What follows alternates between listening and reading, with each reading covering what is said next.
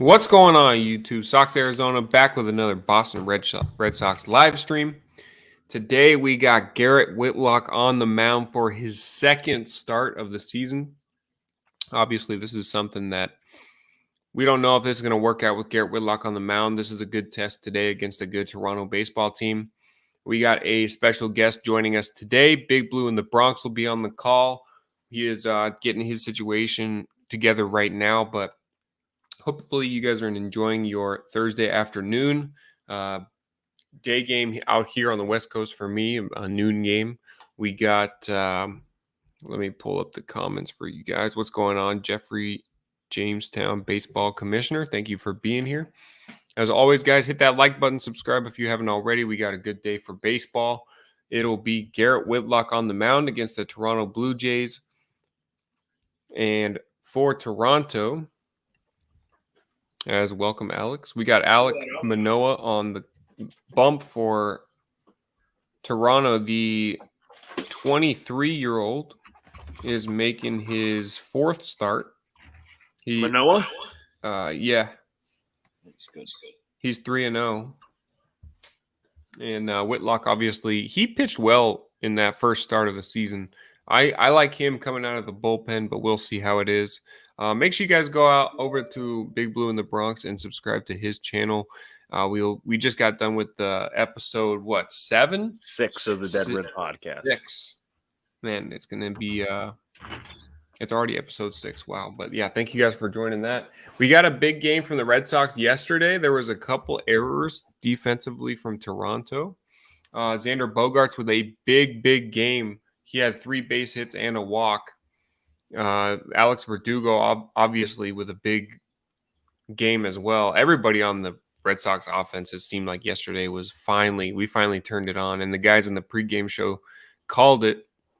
Kevin Youkilis on the call was like, we're putting up 8-9 runs tonight, and they did. Hopefully we can keep it up tonight. Alex Cora, there was a big conversation last night, and I don't know if you heard about it, Big Blue. Alex Cora is usually very talkative with his players right there on the top step. He was pacing around the back of the dugout last night. It looked like he realized that, wow, we got to turn things around in this division like right now. Well, I'm glad that you have a manager who does that. I mean, obviously we're playing well, so I have no means to complain, but you know what? Someone who realizes it rather sooner than later, right? So right. I mean, that's fair. Trevor Story playing second base will bat first. Verdugo playing left will bat second. Rafael Devers at third will bat third. Kike playing center will bat fourth. Jackie is in right, batting fifth. And Christian Arroyo will be the shortstop tonight. Don't know why Bogey isn't playing. I haven't heard anything. Maybe might want to check Twitter real quick. Yeah, you guys have a 3-game set. That's correct. Is it 3? Is this 3? I'm not sure that's what I was gonna ask you, because if it's a 3-game set, sometimes managers will tend to rest their guys if it's the third game. But also you guys are if it is a 3-game set, then I wouldn't see why you guys would rest Bogaerts, because it's a 1-1 series, if I'm correct. Yeah. I thought Toronto took the first 2 of the series, but you might be correct. Some new graphics on the back. Oh, nice. I love it. It's almost game time here in Toronto. The fans set up the stream, not the stream, but the stream on my other laptop. My brother, I guess he forgot his laptop or didn't bring it to school today. So you snooze, you lose. Yeah, that's what I have to get. Partying with Jet fans tonight, and I said it. I don't know how much you know about this certain player, but one of the guys I had my live stream last night, I promised him if we were getting that tackle from Alabama, that I would shotgun a beer and send it to him, send it on a video. So okay, so it's gonna be a fun draft for you tonight. First pitch coming up right here to Story, and we're underway. I'm just glad we can call a game here today. I only get a couple of days off, maybe sometimes 1 a week, so it's nice to be able to come on, do a couple things for content here on the channel. Alec Manoah's first pitch is in there for a strike to Trevor Story. He had a win last time out against the Astros, as Trevor Story almost gets drilled in the head again. He has dancing out of the way, fastball way up and in there. It's going to be 1-1. Yankees do lead the Orioles 4-2. Interdivision stuff. Obviously, interdivision stuff. Trevor Story obviously got hit. I don't know. Did you see him get hit? I did not. He got drilled with a fastball right in the ear, man. And another one right there at his head. So, let's see. 1-1 pitch coming from Manoah. Slider down in the dirt, hit the white chalk. Big puff of dust goes up in the air. It's going to be 2-1 to Trevor Story. 6-game hitting streak for Trevor Story, hitting 240 over that time.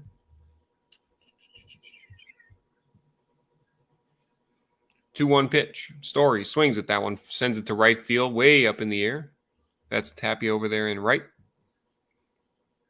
And he's got it for the first out. Springer's the DH tonight for the Blue Jays, leading off. Interesting there. Tapia playing right. Chapman at third.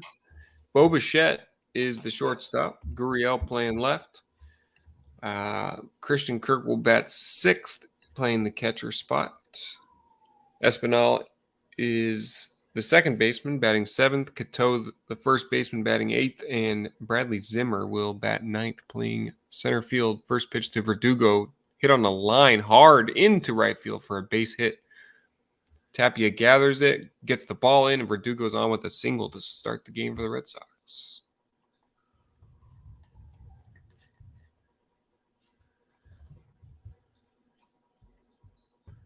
Verdugo hitting 265 on the season. He had a few big home runs early on. Nice to see him keep it up.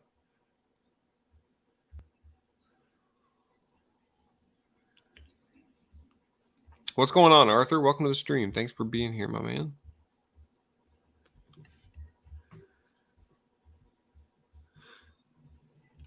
I know, Jeffrey, the Bucks, it seems like every year it's the same story. It's like a horror movie every year. Devers swings and sends one way up in the air. Tapia back now coming in, makes the play. For the second out, Verdugo has to retreat. I think this might be the year we can get past the Bucks, man. I really do. Now, Middleton's injury is a big part of that. Obviously, you don't want to wish an injury on anybody, but Middleton kills us every single year. The Bucks are just long. They play good defense. Still trying to find that goddamn stream. That's a struggle. We used to be able to share passwords for MLB, but they shut that down quick. Of course they did. Let's see. First pitch to Kike is in there for a strike, the slider. Red Sox already got their first hit of the game, so we don't have to worry about that happening again. You hear we almost got no hit? I'm not watching a fucking MLB The Show version. Go fuck yourself. Swing and a miss from Kike Hernandez on the slider there. 0-2 coming up. Manoah's only thrown 8 pitches. He's allowed a base runner and almost got out of the inning already.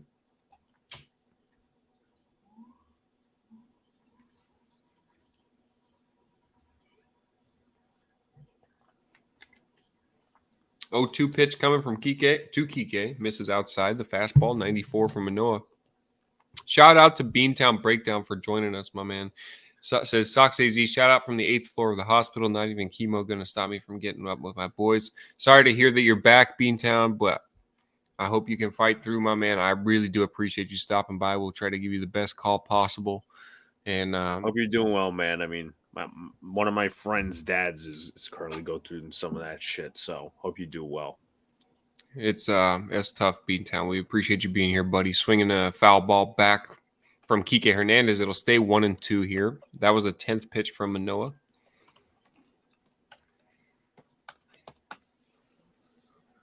Kike has 7 RBIs in his last 6 games. I fucking hate that I have Nesson, but they won't show the game. What are they showing on Nesson, not the Red Sox? It is Red Sox related. It's just not the game. Hold on. Which is completely rhetorical. 2-2 as a bouncer there in the dirt. Let's see. Red Sox first pitch. What the hell is that? I couldn't tell you. 2-2 coming to Kike Hernandez. And he fouls it off at the plate. Hit him while he was in the box. Trial? I don't want to trust myself with this.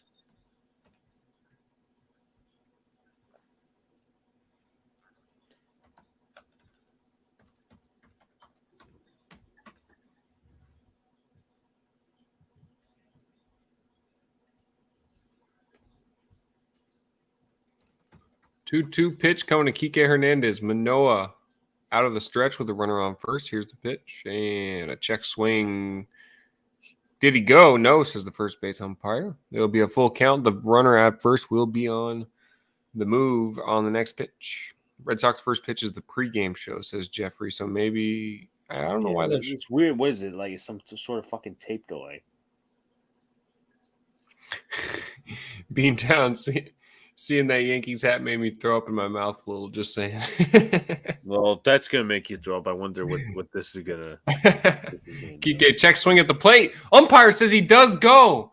Doesn't even appeal. Kike saying, why aren't you asking him for help? I don't understand why home plate umpires do that. Kike is going to be careful here. He's going to get kicked out of this game. Still standing in the batter's box. Still John at the umpire. Finally picks up his stuff, and we cut to a commercial break. So hopefully Kike doesn't get thrown out of the game. That's the inning. And the Red Sox get a base runner, but don't threaten at all, really. And that's it. Like, why? They should just appeal on everyone. He has a way better look at it down there at first base. This is a pain in the ass. And half of these people that advertise it just want your fucking clicks or something. I don't know. What time does the draft start tonight? Starts at 8, I want to say. 8 Eastern. Yes. Okay, good. So the Sox game will end. We'll have time to take care of the house, and then boom, Giants drafting probably hopefully 2 offensive linemen. Is that what did you come up with in your final mock draft? I perceive them draft. My prediction is an offensive tackle and a corner. A corner. I mean, yeah, that's definitely a necessity as well for us.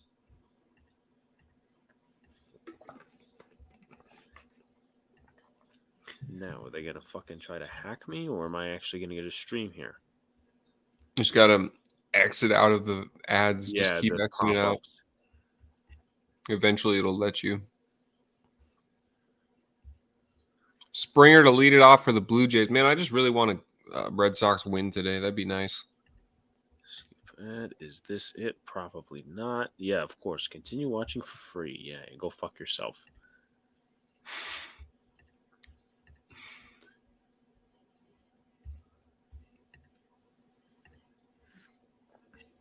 It is a 4-game set, I believe, against Toronto. Yeah, someone did confirm that. Oh.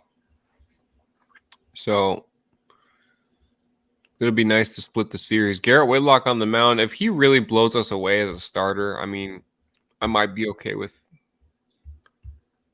it as a really bad call against Springer there on the outside. If I'm Whitlock and I see that call on the outside part of the plate, I want to go there every time. Give me that. 0-2 pitch. Springer, check swing at the plate. Did he go? No, says the first base umpire. Slider at 84 miles an hour from Whitlock there. Springer hitting 300 on the season. Jeffrey Jamestown says New England Patriots do not draft until the 21st pick. I could see. I think I have them getting a lineman. 1-2 pitch. Springer swings and fouls one straight back. 96 up under the hands from Whitlock there.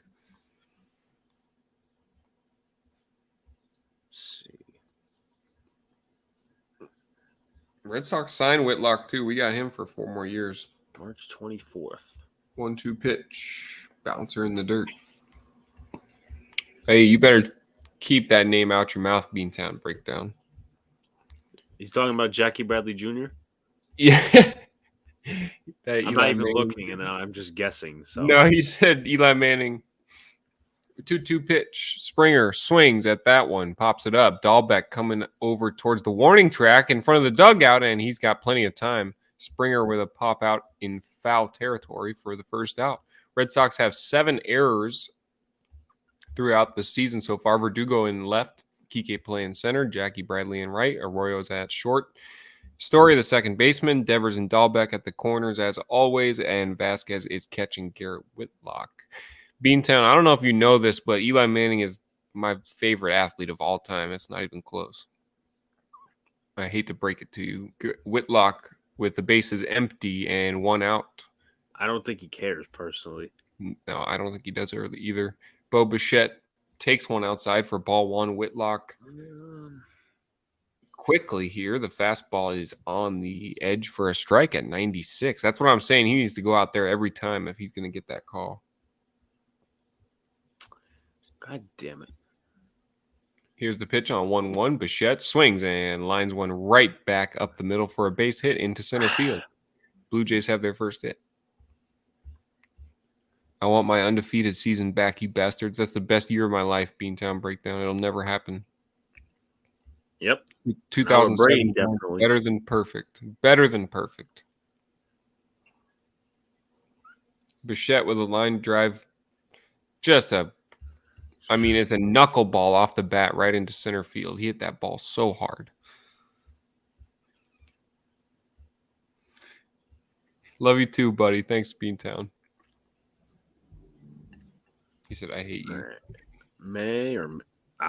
Here we go. Okay, finally. Uh-oh. We got some baseball. Yes, sir. Here's the first pitch to Gurriel. Jr. called a strike. Gurriel drew a line. He did not just get thrown out of that game. Gurriel drew a line in the dirt where the pitch was, and the umpire didn't even see it. Wait, what happened? Gurriel took a pitch inside. It was clearly inside, called a strike, and he drew a line with his bat on the chalk. 0-1 pitch. Gurriel steps out. Time is not called. The pitch is in there for a strike, and he called it a ball. I'm going to pause this so I can catch up to you. What the absolute fuck is that? So a couple of interesting pitches. Let me not get copyrighted. The first pitch to Gurriel was a ball, called a strike. Then he steps out without Makeup time called. Then he gets a makeup call. Then fouls one off to the right here, and there's the fastball. So interesting there. What's the count in your stream? I got 1-2 here. Showing Whitlock on the screen. Whitlock takes the hill, takes a deep breath, comes set, kicks, deals, and ground ball through the infield for a base hit on the left side. Bichette takes second. Blue Jays go station to station. Gurriel's on with a single. So interesting at bat right there. Hopefully Whitlock can put that one in his back pocket because I hate you both right now. Probably hates me more because I'm a Yankees fan, but look, man, the love I have for the Giants is just different. It really is. Gurriel got his hands around nicely on that one. Whitlock needs a big ground ball right here. That'd be nice. We got all figured out over there? I mean, I'm not totally in line, but here's the pitch. Right. And Whitlock misses upstairs. Tapia at the plate.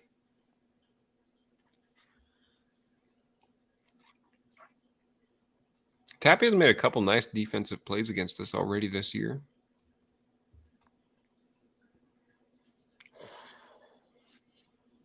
And here's the 1-0 pitch. Misses inside, apparently. That was not inside. If I'm being a Red Sox stan for 2 seconds and my own fan base would crush me, that is not a ball. Clearly was there.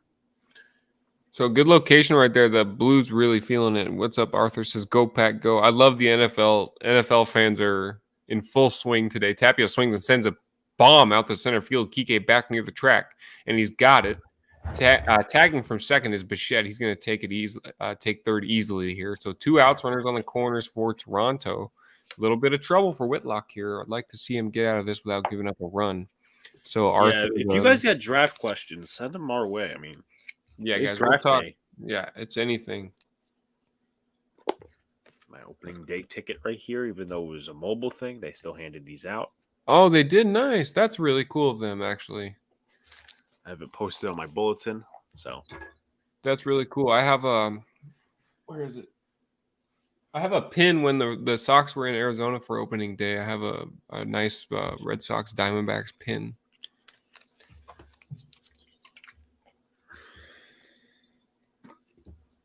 Two outs here. It is Chapman at the plate. Move over to first, and Gurriel's back in safely, diving head first.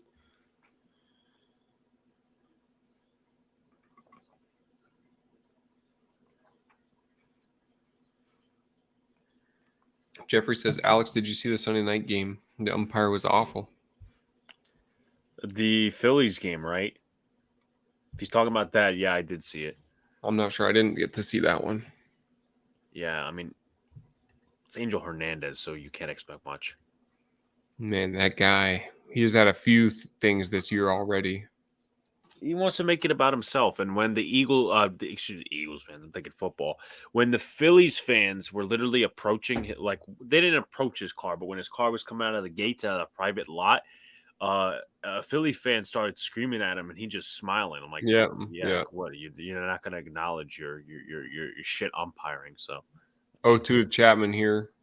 Chapman's hitting 1 for 17 in his last 4 games. He's due for a hit here. Move over to first, and he's back in safely. Some type of bounce back. 18 pitches for Whitlock here in the bottom of the first. Kind of a lot of pitches there to start the game. Yeah, and for someone who's probably not going to go too many innings. No, we don't expect Whitlock to go more than 4 or 5 anyways. 0-2 pitch. Chapman swing and a miss on a slider in the dirt and a nice pitch right there. No chance to hit it. So Chapman moves to 1 for 18 in his last 4 games, and that's the end of the first. Red Sox and the Blue Jays scoreless. Okay, now we're over to the top of the second. There's a multitasking. And damn, you know what? Oh my God. Uh-oh. The Orioles have been so bad on defense, it's not even funny. The pitcher, it was a chopper to the mound. Pitcher doesn't get it. He throws it away at first, and they're lucky that Gallo did not score. So, what's the score of that game? 4-2. Right now, I think there's 1 or no outs. It's amazing.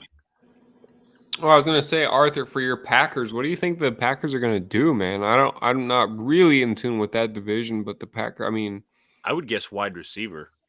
Would you? I mean, it makes sense. Wide receiver and offensive tackle. That's at least what I have in my mock. It makes sense that they'd go after a receiver, but it'd be the first. Do they have a first-round pick? They have 2. They have 2. I mean, it'd be the first-round receiver in, 15 years? I know the Patriots aren't necessarily a first-round wide receiver team. And I had them going, and I'm like, you know what? Let me change that because that's not their philosophy.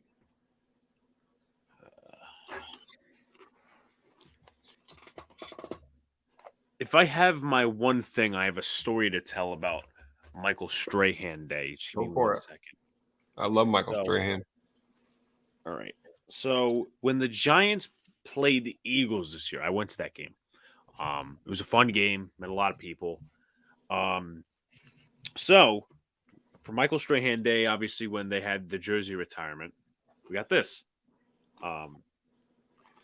And my brother took one. He's a Jets fan. So he was too lazy enough to get a tissue and decided to blow his nose in one of the things he got. No. I'm dead serious. And I said, dude, what are you? I said, next time the Jets have a game and they hand some shit out, I'm going to blow my nose in that too. But yeah, I'll use it as toilet paper. So I washed it immediately when I got home. I cannot believe he did that. Yeah. Might as well have thrown it on the ground and stomped on it. Jackie Bradley at the plate. Speaking of stomping, the other day it was a Padres-Dodgers game. This girl, she took the Padres fan's hat, threw it down, stomped on it, and someone took her hat and just flung it. I saw it. That I is was laughing at legendary. that. I'm like, you had to have that. You had to have that coming. I love that so much. Jackie Bradley at the plate. 0-1 pitch here coming up. Jackie hitting 173 on the season so far. Kind of what we expected. 0-1 pitch. Swing and a miss at the fastball. And the Jackie woes continue. Yeah, I fully support that guy throwing her hat down into the lower bowl. Imagine just sitting there watching the game. You get drilled with the Dodgers hat. Jackie swings and drills one on the ground to the first baseman. He's got it, and that's the first out. Cato, unassisted to first. Former Yankee guy, Cato. I don't know if he was a prospect, but he was a former Yankee. So, Manoah versus AL East teams in his career is 7-1 with a 2.07 ERA. Opponents hitting 154 off of him. Here is Christian Arroyo with the bases empty, 1 out.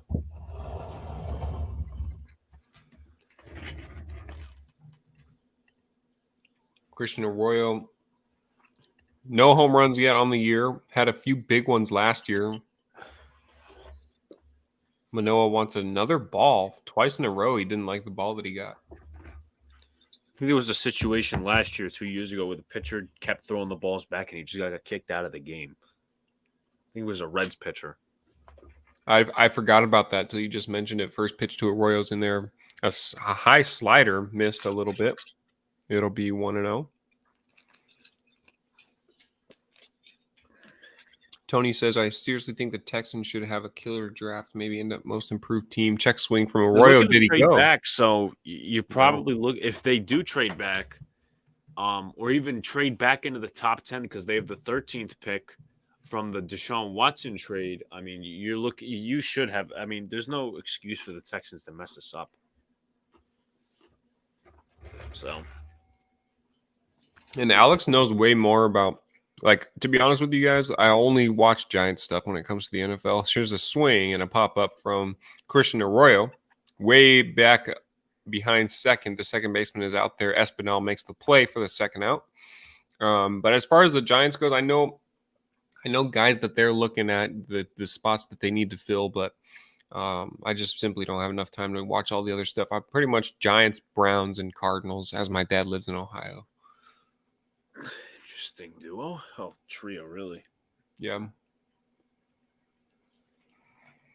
Bobby Dahlbeck at the plate, hitting 161. Red Sox offense kind of struggling here. Multiple guys just talks about trading to 9 with Seattle. Yeah, the Seattle's probably looking for apparently Derek Stingley from LSU, the cornerback, or possibly Malik Willis, the first quarterback off the board. So, I mean, a lot of shit can happen. What do you think, Big Blue, of Baker Mayfield? Where do you think he's going to play? And the Browns were right to give him a trade for Deshaun Watson. Where do you think is Baker going anywhere? It's either they get minimal compensation, or it's they just release him and cut their losses, and 1-1 pitch to Dahlbeck here. Steelers, because apparently the Steelers would be the first ones to take him, and I know a friend of mine wouldn't necessarily be happy about that. Actually, Dahlbeck flies out to Tapia in right field. That'll be the end of the second inning for the Red Sox. Manoah's going to get checked on his way out, and Red Sox offense moving quickly here. Yeah, I mean, Steelers, interesting situation with their quarterback. Obviously, Big Ben getting finally to the end of that long career, so they're going to need they're looking for that franchise guy, but we'll see, man. I think Baker kind of stinks too, but what's up, Bruin? Welcome to the stream. Thank you for being here. Do you think a time to take a quarterback in the draft? As a Giants fan, no. Next year. Maybe next year. Not this year, when we have a bunch of needs to fill. So, who's the Steelers quarterback on opening day? Probably Mitchell Trubisky. Even if they draft a quarterback, I don't think they're going to throw him in the fire immediately. Yeah, that division is hot too. That division is tough. Yeah, they may be the worst team in that division this year. Not even lying to you. Oh boy. Well, thank you guys so much for joining us, man. We just got done doing the Dead Red podcast, and luckily we could squeeze that episode in. Hit that like button on the stream, share it out, get some Sox fans in here, man. We talk Sox, we talk Yankees. I do a post game video I try to do a post game video for every single game, depending on time allowed. And we appreciate you joining us, man. Hope everybody's enjoying their Thursday afternoon. Coming at you live with Red Sox and Blue Jays. Red Sox have one hit on the day so far. It was the Verdugo single to right. Blue Jays have a couple hits. They left both men on base. We got a 0-0 ball game going to the bottom of the second inning. And it will be Kirk, Espinal, and Cateau due up for the Blue Jays.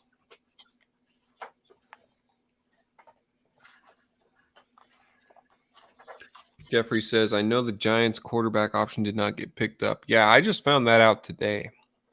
So, and I love Daniel Jones, man. I really do. It's going to be a big year for him. 0-1 pitch in there for a strike. Quickly 0-2. Prove others wrong. Prove everybody wrong, Daniel. Just do it, man. We've seen glimpses. Here's the 0-2 pitch to Kirk. Swung on, fouled off at the plate. Like, I want that guy to be my quarterback for the next 15 years. I really do.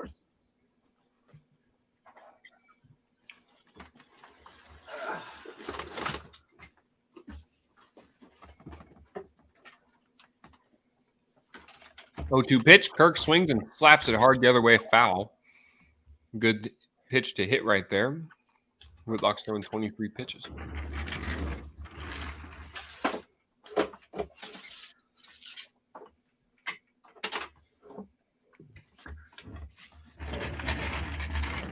Thank you guys for hitting that like button. Really do appreciate it. Yep, please do. Whitlock with the 0-2 here. I love how quickly he works. Kicks, deals, Kirk's swings, and did he go? No, says the first base umpire. Looked like that bat was out there pretty far. It's going to be 1-2 here.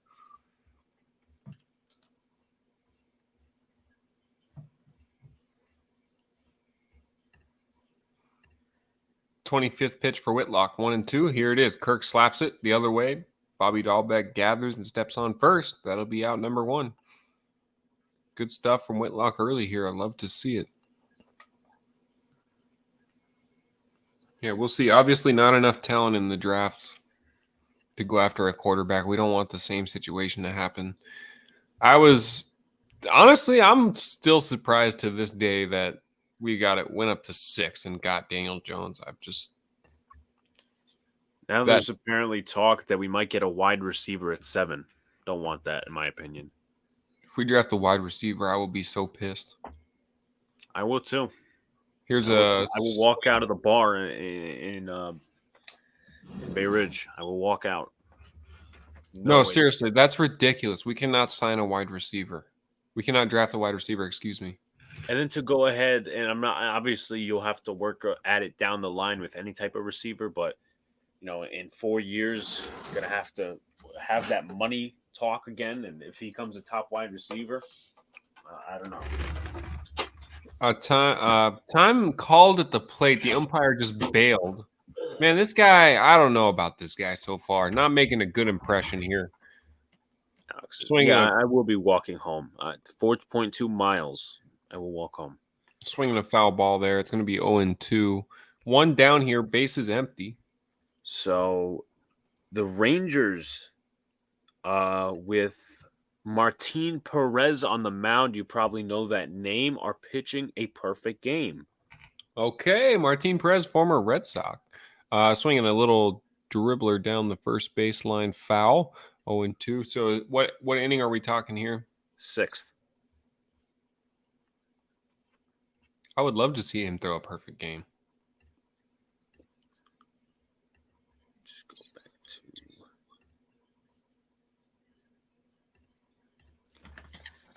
It was nice having him on the Sox. He ended up not working out. At the end of his stint here, he ended up giving up a bunch of runs. But at first, it was like, oh, it's Perez Day. Let's go, guys. You know, it was big. It was big. 1-2 now to Espinal as the slider misses downstairs. Next pitch will be number 30.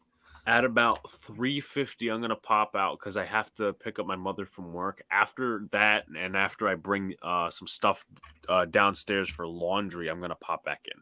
Sounds good. Swinging a little opposite field base hit past the glove of Dahlbeck there. That's not going to kill you there. Espinal with a single to right, and it'll be Cateau to hit with 1 out and a base runner on first. Welcome to the stream, everybody. Thank you so much for being here. Hit that like button. Subscribe if you haven't already to both channels. And I believe it's in the description of the stream. Hit up both channels. And we'll be back with plenty more baseball content this season. Cateau at the plate. Infield playing straight up, except Devers is in on the grass.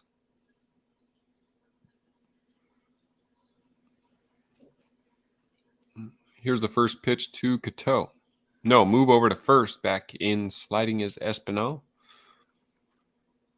Red Sox trying to split this series with Toronto. So it looks like they're reviewing something in a Yankee game. I didn't even look at it. Oh, to see if LeCastro, I think, was out. Still 4-2 over there? Still, it's 5-2 actually. Judge had a sacrifice fly. Looks like he's safe by just a tad, but I don't think that might get it done in terms of overturning the call. Pitch misses outside here to Cateau. It's 1-0. Runner on first being held on by Dahlbeck. Here is the kick and a deal, and a pitch misses outside. Whitlock just missed with that fastball. Going to have a good hitters count here for Cateau. Got to get out of this inning.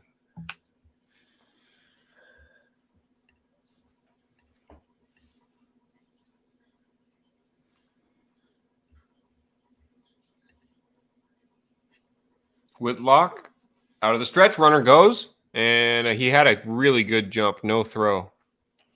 Just a really good jump over there. Stolen base for Espinal. And that takes away the double play. The pitch missed outside as well. So the third stolen base of the season for Santiago Espinal. Takes away the double play, and now you got a 3-0 count on Cateau. Vasquez dropped the ball when he was trying to exchange it. 3-0 pitch, misses inside. Tough situation here for the Sox. I mean, first and second. So you do get in that double play thing again, but I think Bradley Zimmer is up, if I'm not mistaken. Bradley Zimmer, yeah, 091 on the season. If you're smart, you get him to bunt here. Zimmer does have 1 home run on the season. Yeah, I obviously smart to just put him on, work around at least Cateau just to set up that double play. You want a ground ball from Zimmer for sure. Already 35 pitches coming up here for Whitlock. First one, swing and a miss to Zimmer. 84 miles an hour on the changeup. What's going on, Daniel Barry? We're officially 22 champs. Nice. I love it. What's going on? Welcome to the stream. Thank you for being here. Make sure you guys hit that like button. Share the stream out to your baseball fans. 0-1 pitch to Zimmer. Trying to get out of this inning. Whitlock checks the runner 5 times in a row. So almost, I think 6 times he looked over there and looked back at home plate. Time finally called by the batter, Zimmer. Runners on first and second, 1 out here.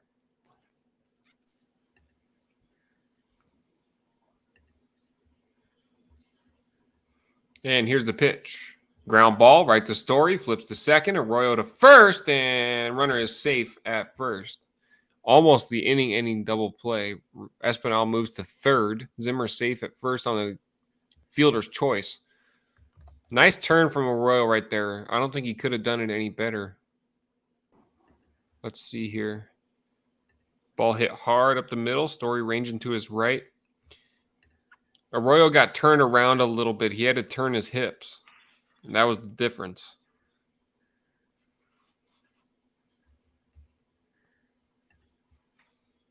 So it's probably going to take a base hit from Springer here to score that runner.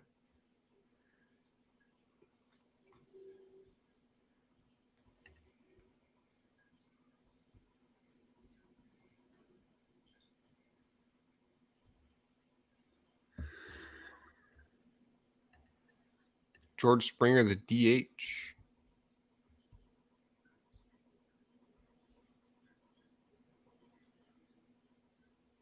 Hitting in the leadoff spot for Toronto. That pitch misses outside the fastball.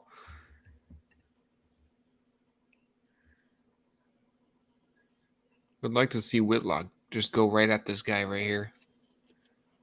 I don't want to see Bichette with base runners on. Here's the 1-0 pitch. Springer swings and fouls it off. A little late on the off-speed pitch there. 83 on the changeup.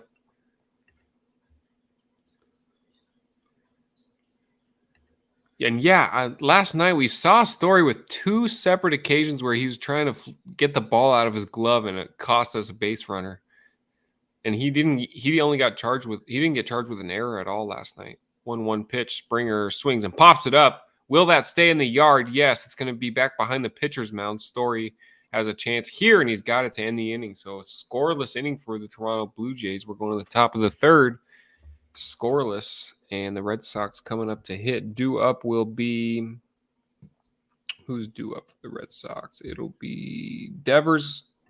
No.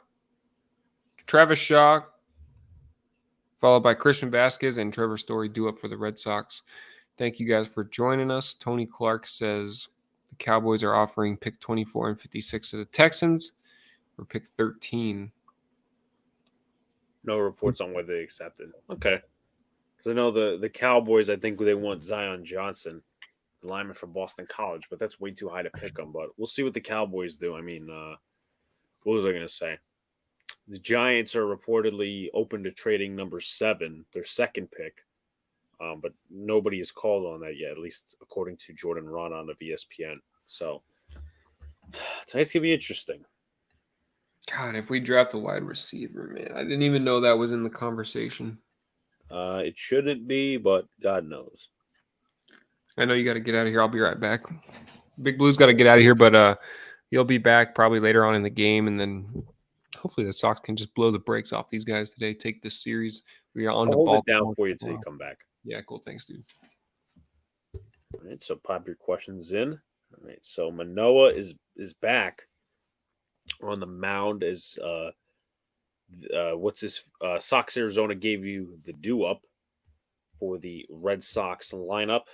Try to see if I can get game day on here as well, so at least know what the hell I'm talking about. Okay, so it's Travis Shaw, Christian Vasquez in the top of the order, being Trevor Story. KC should trade up to 7. I wouldn't say that'd be too far, in my opinion. But I would want an extra first round pick because, in my opinion, within the teens, trade back. Don't trade back within the deep 20s. Yeah. All right, so the inning is about to get set here.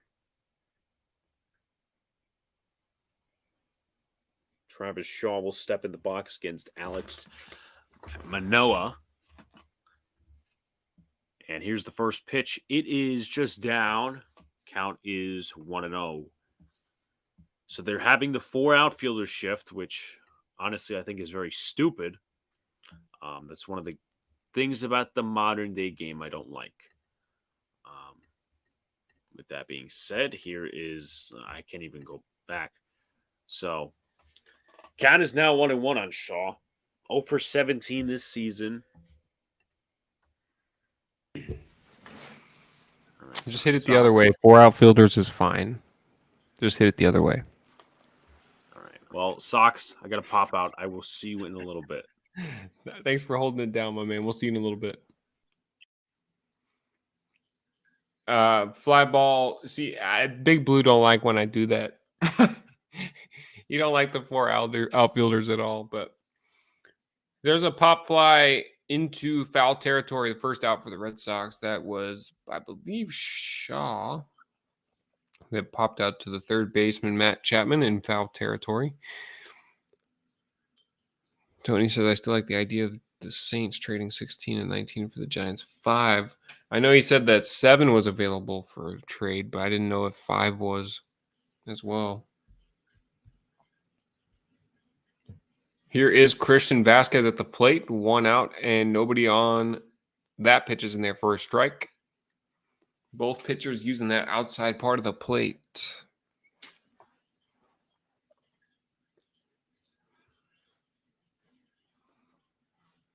27 pitches for Manoah. And Vasquez fouls it off. Really just a challenge fastball right there, right down the middle. Thank you guys for hitting that subscribe button. Almost at 710. And we're getting closer and closer to 1,000, man. I really do appreciate you guys stopping by. 0-2 to Christian Vasquez here. Red Sox trying to get something going in the top of the third inning.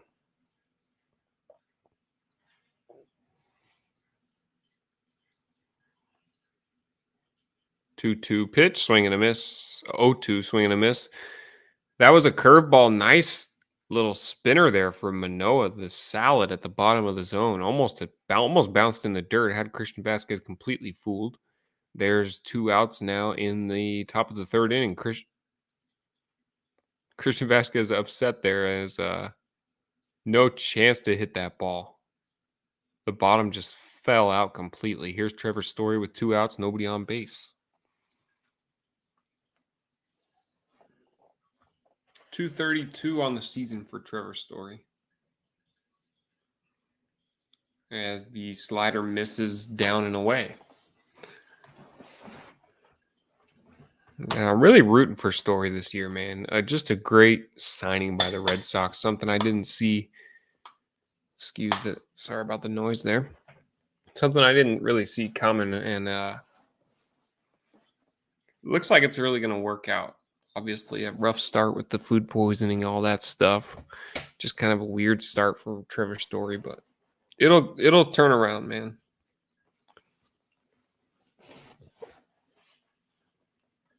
1-1 pitch. Here it is. Story swings, and he got jammed there a little bit. Fouls a pitch straight back into the backstop. 1-2. Manoah's 1 strike away from getting out of the inning here.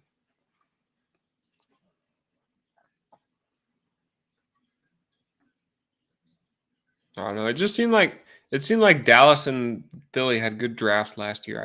I want the Giants to have a good draft, man. I'm just freaking. Here's a swing and a miss from Story. No chance. Fastball at his neck, 96 miles an hour.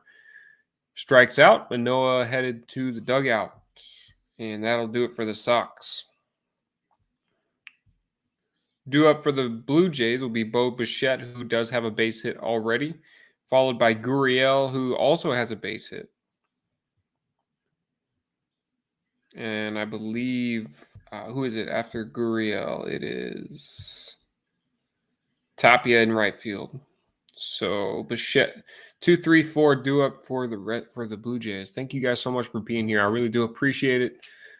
Shout out to Big Blue for making the graphic in the background and joining us there for a little bit. Thank you guys for stopping by in the Dead Red podcast as well. Let me change the scoreboard for you here, going to the bottom of the third inning.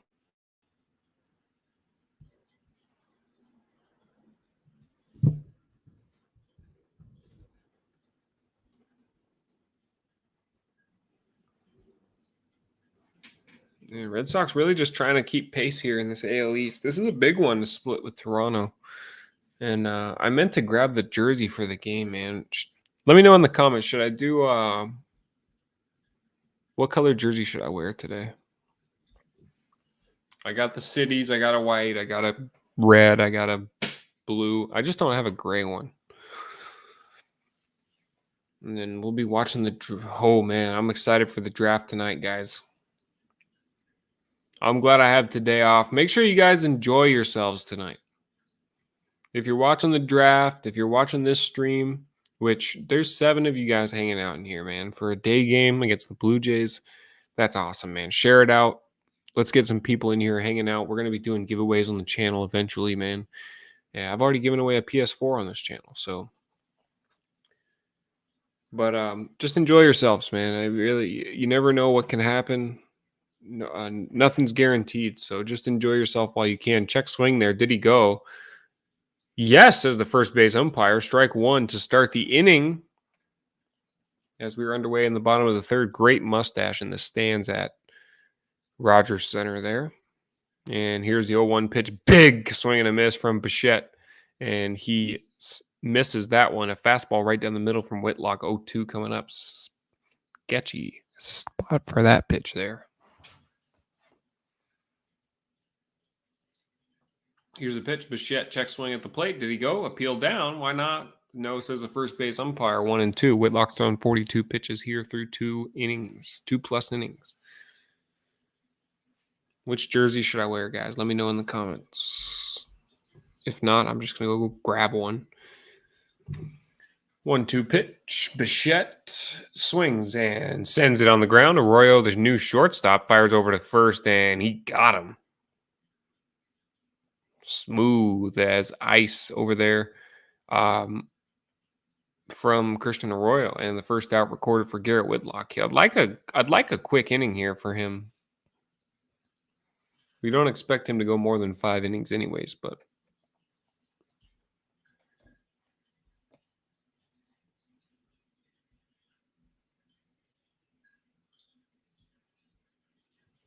here's the pitch. Gurriel takes inside for a strike. And good fastball there from Whitlock. 1 down, nobody on base for Toronto. Whitlock gets his sign. Gurriel obviously going to call time again here. He loves doing that. Whitlock's got to shake it off.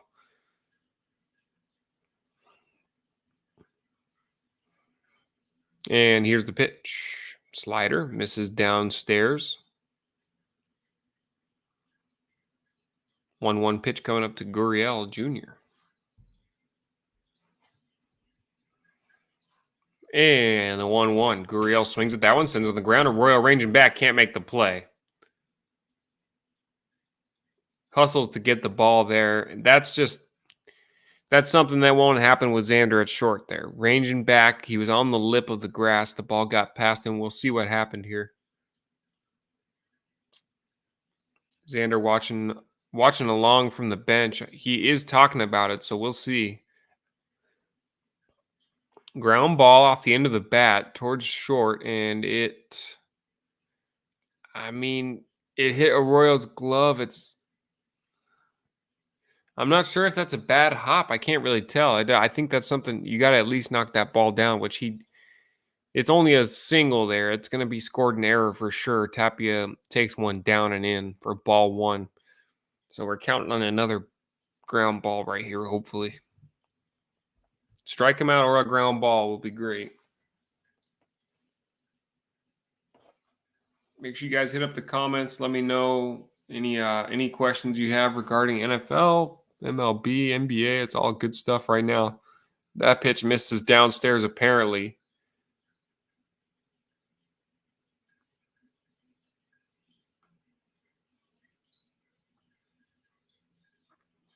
(2-0) coming here. Cora wanted to know where that pitch missed. 2-0 pitch. Swung on, hit hard the other way, foul down the third baseline. There's the fastball from Whitlock.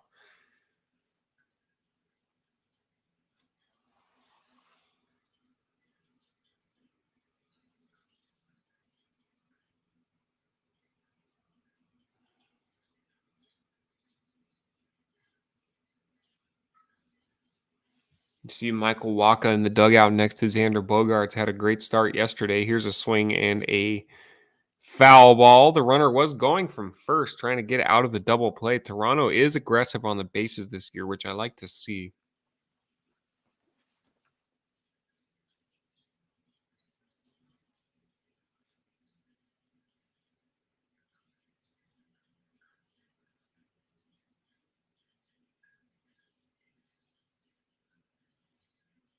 Two coming up.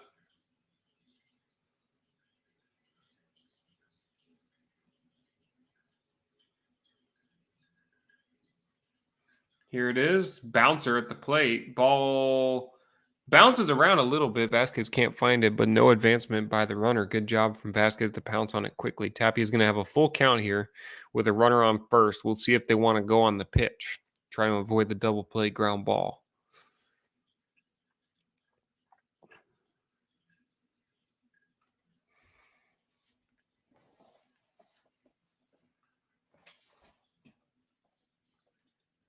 Whitlock out of the stretch in a sticky situation here. Here's a pitch. Runner does go. It is ball 4. And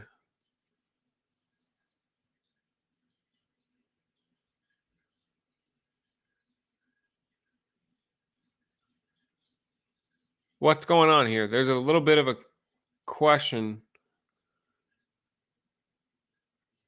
I thought it was ball 4, both runners advance. It'll be runners on first and second. Vasquez talking to the umpire. Let's see if I can get the closed captions to tell me here. So someone got the count wrong, apparently. It was a 2-0 pitch that Tapia fouled off, right?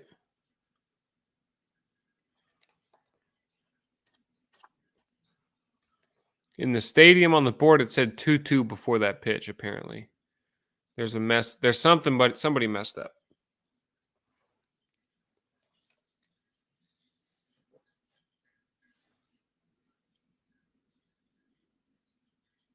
It's interesting because I think that the players thought it was 3-2 because he wouldn't have been running on 2-2.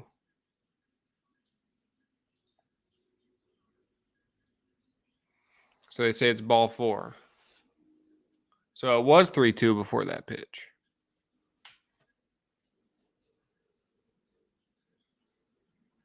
But Tapia thought it was ball. Tapia didn't go to first like it was ball 4. So 1 down. Okay, yeah. So anonymous artist, thank you for being here, my man. Thank you. The scoreboard in the stadium says 2-2, said 2-2. So the scoreboard stadium, the stadium scoreboard was wrong, and now it's going to be Chapman at the plate with 1 down, runners on first and second. Thank you for being here, anonymous. Thank you for being here, Rocky Cole as well. What's up, Rocky? Thank you for being here. Hit that like button, subscribe if you haven't already. Hope you guys are all having a great Thursday afternoon. I really do appreciate you joining the stream. Chapman at the plate. Swing and a miss on the slider there. It's going to be 1-1. I'd love to get out of this inning without giving up a run. Big Blue and the Bronx will be back to join us in a little while.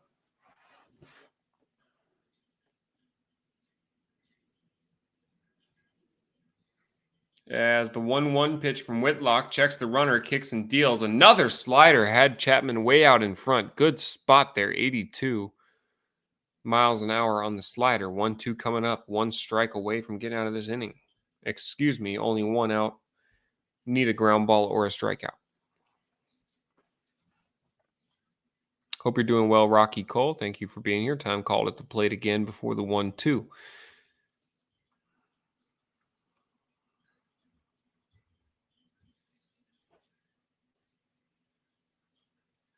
One, two. Here it is. A slider, swing and a miss. Chapman goes down on strikes, and he swung at all 3 sliders and had no chance. He strikes out for the second time tonight. The same pitch that struck him out on the last at-bat, and he wasn't even at close. So Chapman having quite a rough day at the plate.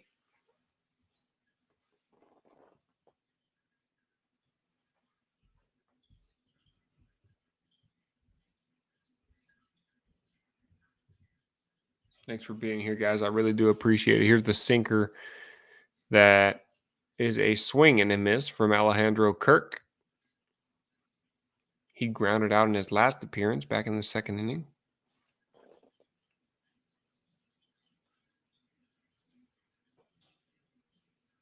0-1 pitch. Here it is. Kirk, check swing, foul ball at the plate. It's 0-2, 1 strike away. Let's get this guy.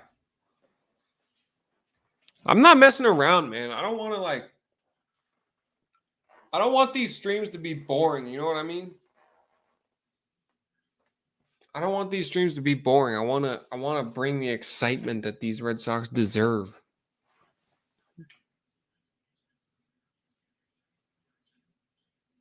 Time called again by the umpire at the plate. I don't understand what this guy's deal is. Alejandro Kirk is 0 for 11 with 1 RBI and 5 walks with runners in scoring position this year. 0-2 pitch, swung on and hit through the left side for a base hit. That's going to get a run home. The throw into third is not in time.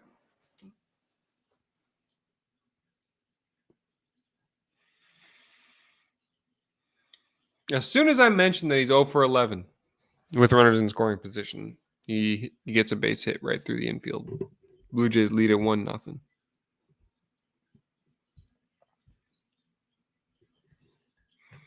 And this is what I'm talking about, man. Like,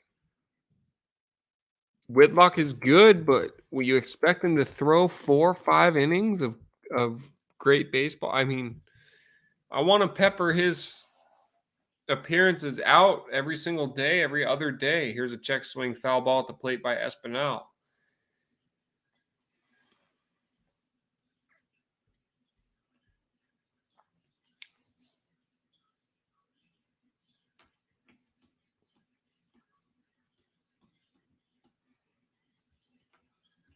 Blue Jays being aggressive on the base pass this season so far as well.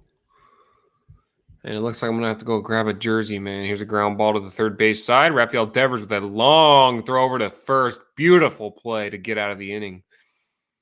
That play should not go underappreciated there, even though we're going to go to commercial break and I'm going to get out of here for just 1 second. Great play by Rafael Devers, ranging back to his right, across his body, picking the ball, long throw over the field to first base. Beautiful right there, man. Make sure you guys watch the post-game videos that I drop after almost every single game. I'm going to go grab a jersey so we can try to rally the boys, and I'll be right back with you guys. Big Blue in the Bronx will be back later as well to probably talk more NFL draft stuff like that. Much love, guys. I really do appreciate you being here. Hit that like button before you get out of here today as well. Be right back.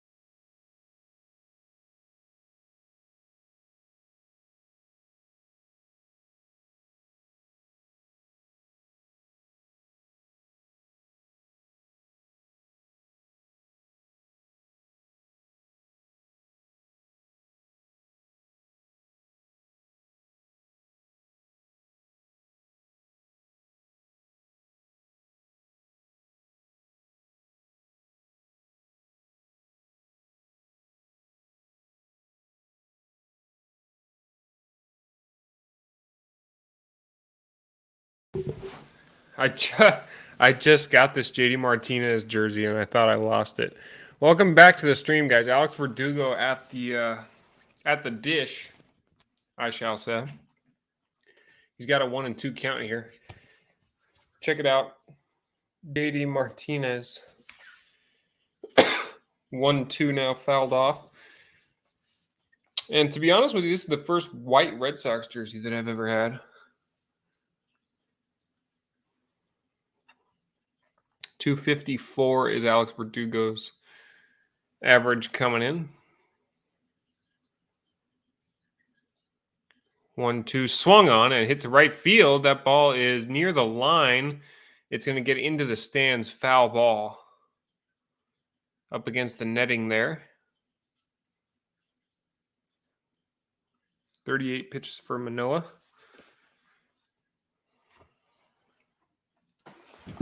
We'll be back with a post-game video for this one. And make sure you guys go and hit up Big Beat Reactions. We hit over 200 subscribers already on Big Beat Reactions. You guys are awesome. 1-2 pitch fouled off by Alex Verdugo at the plate.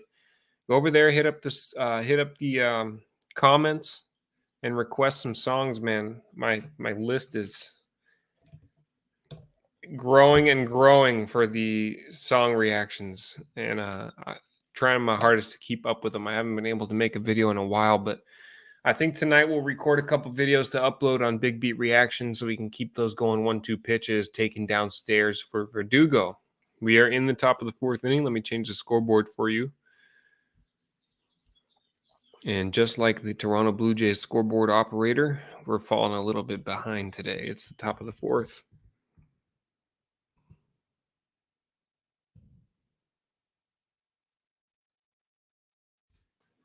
Verdugo fouls one off. He's seen that slider well just out in front a little bit, staying alive.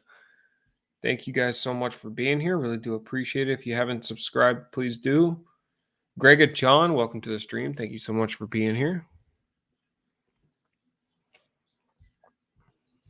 Red Sox baseball on Thursday afternoon. 2-2 coming up next to Alex Verdugo. Nobody on, nobody out for the Sox. Here's the pitch. Misses upstairs. And it's ball 3, full count. Hopefully we can strike back right here. This will be the 10th pitch of the at-bat for Verdugo. A couple nice foul balls. Making Manoah throw some pitches. 3-2. And he swings and a miss at a ball that's upstairs and away, man. Would have been ball 4. He struck him out. It would have been ball 4, but the fastball got him. A rising fastball was what it was. I mean, that dude just got behind that ball and threw it hard. Verdugo's not going to be happy about that. A good at-bat, 11 pitches. And Doogie goes down. Doogie goes down.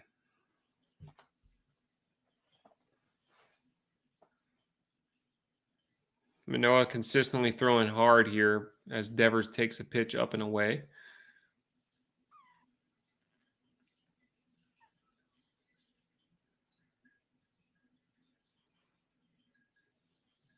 Toronto, bit of a strange defensive alignment against Devers here. The left side of the infield is completely wide open. Here's the pitch, taken upstairs and away. 96 misses for ball 2. Manoah wanted that call bad.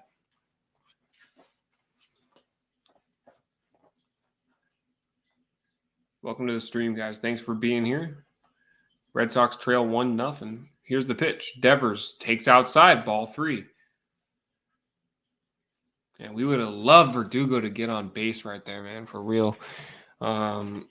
Clutch R. Sun says Manoah came out of nowhere, but he's definitely been one of the better starters for the Jays these past 2 years. Yeah, he really has.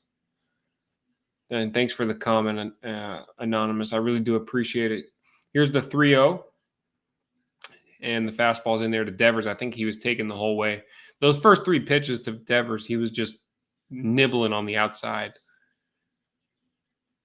But it'll be 3-1. Let's see if Devers wants to put a good swing on something here. If he gets it in a spot that he likes, he might want to take it for a ride. And here's the pitch, 3-1, and there it was. He was still behind it. 96 miles an hour. He stares him down. He blew it right by him. Devers laughing at the plate. But let's see what happened here. Yeah. Devers swings right under the fastball. So let's see where he wants to go here. 3-2. Here's Manoah. Kick and deal, and the fastball froze him. Strike 3. I don't know what Devers is looking at right there, man. He made a good pitch. It was down and away, but certainly hittable. Devers has to go after that pitch. Even if he's thinking slider, that pitch is going to be a strike. Just froze him. 2 down for the Red Sox. Next pitch will be number 50 for Manoah. Welcome to the 10 people in the chat. 11 plus people in the chat. Hit that like button. Share it out to your Red Sox friends, man. I appreciate it. This is the home for Red Sox baseball on YouTube, as there is a foul ball from Kike Hernandez. Kike hitting 192 on the season.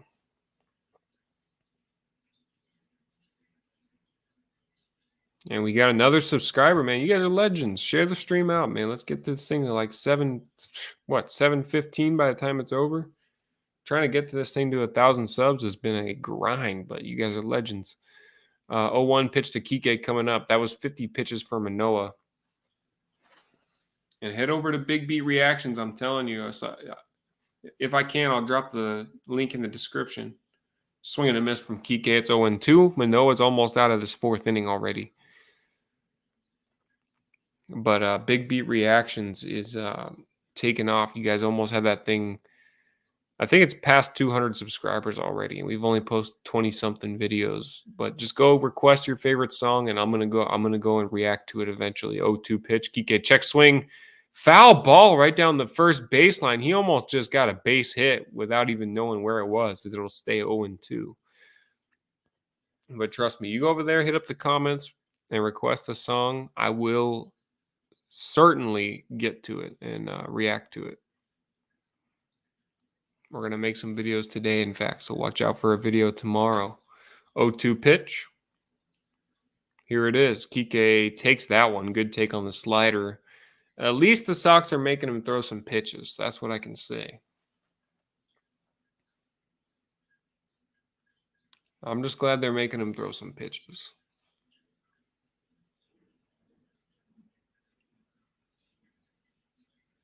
1-2 coming up.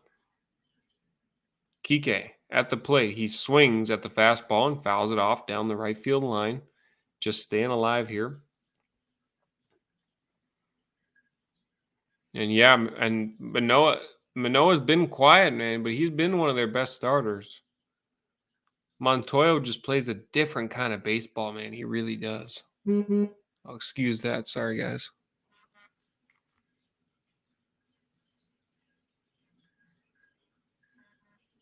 And apparently the Giants are very open to trading. Ooh, Kike got a good call there. Should have been strike 3 by Manoah, but the slider misses downstairs. Base is empty. 2 outs for Kike Hernandez. The Giants are very open to trading that number 7 pick. That'll be very interesting. As maybe some of you guys that are joining me, almost got 15 people in the chat, man. Thank you so much. I'm a diehard New York Giants fan, but also been a Red Sox and Celtics fan my entire life. So we got a broad spectrum, a bunch of different perspectives here, man. And I appreciate you guys stopping by. We'll be coming. We've come a long way already, but the road to 1,000's almost ended here, man.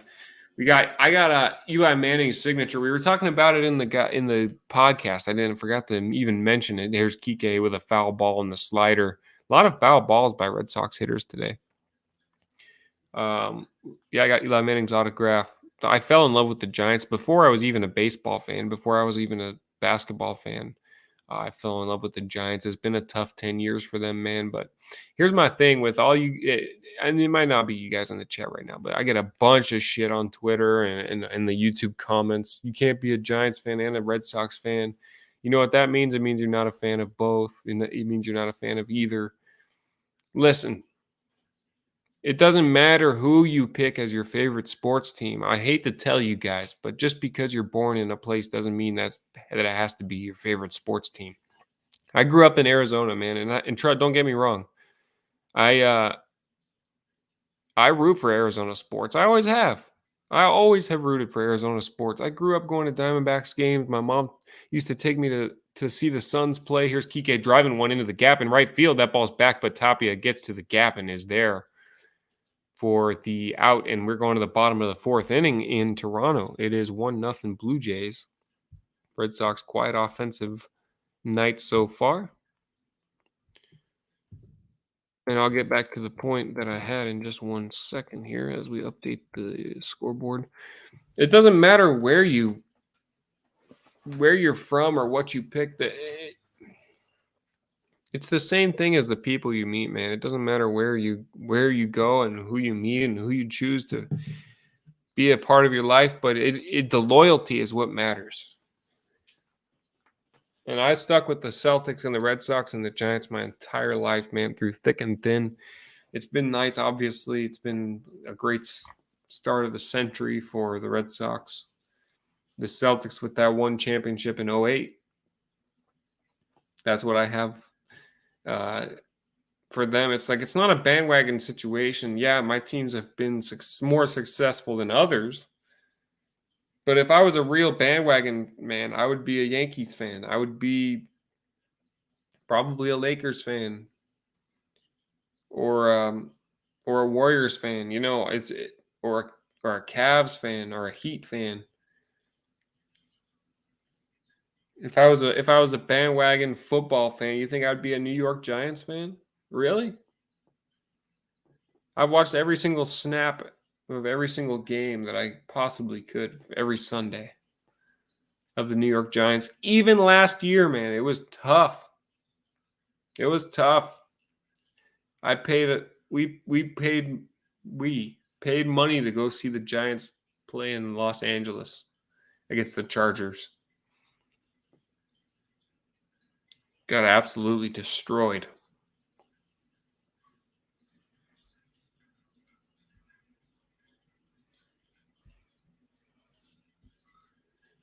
And I forgot who was in the chat telling me, man,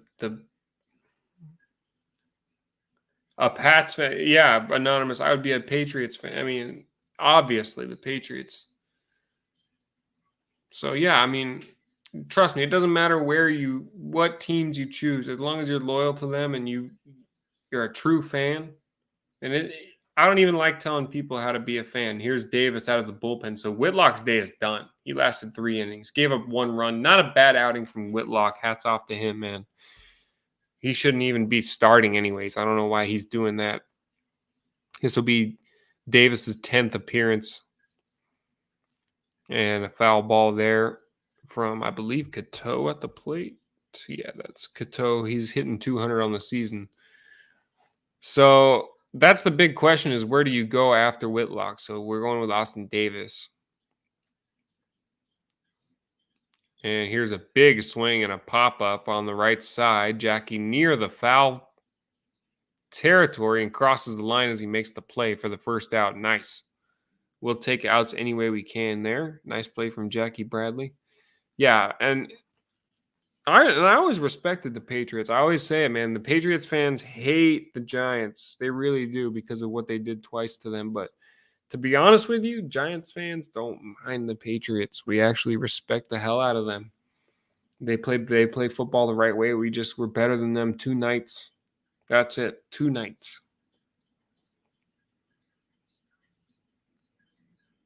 Here is, I believe, Zimmer at the plate. Takes a ball.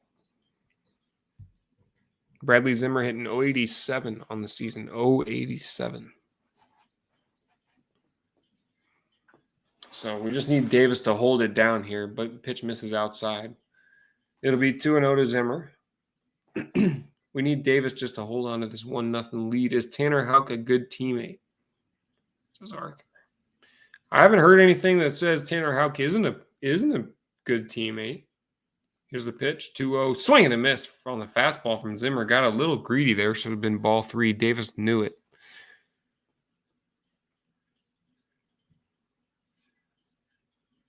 John Schreiber, the right-hander in the bullpen, getting warm for the Red Sox. As Yeah, Arthur, I've never found any reason why he wouldn't be. And Cool Genuine Phil says, "Hey Sox, I was born in the Boston area, lifelong Boston sports fan, living in Cali now. Hey, I'm out in Cali too. Cool Genuine. Hopefully you can go to the Sox Angels, one of those games. I don't think I'll be able to go. My Miss Sox Arizona is going to be in Hawaii with her family, and I got to stay home and watch the doggos, man." But he says, "Let's go Bruins, Celtics, Red Sox, Patriots." Nice, man. I love it. Welcome to the channel, Cool Genuine Phil. I really do appreciate you being here. Here's a ground ball. Got it. He's a Royal on the right side of second base as the shortstop, and he's got it for the second out. Nice play from a Royal right there. 2 outs in the bottom of the fourth. Davis with a couple quick outs. But welcome to the channel. Thank you for being here, Phil. Really do appreciate it. Welcome from California. I'm down here in the San Diego area.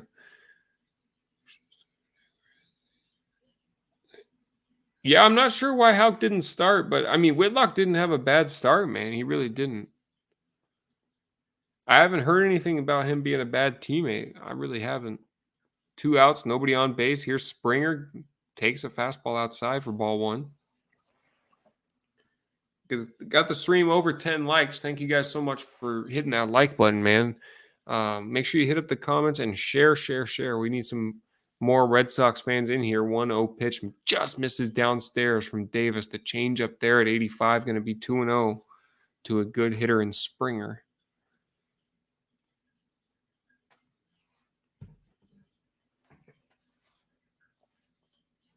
Yeah, it's cool. Genuine Phil says, "You see me a lot." Okay, yeah. I thought I recognized your name. It was a big sweeping curveball. Is in there for a strike. Well, welcome to the channel, Cool Genuine. I appreciate you being here. I really do.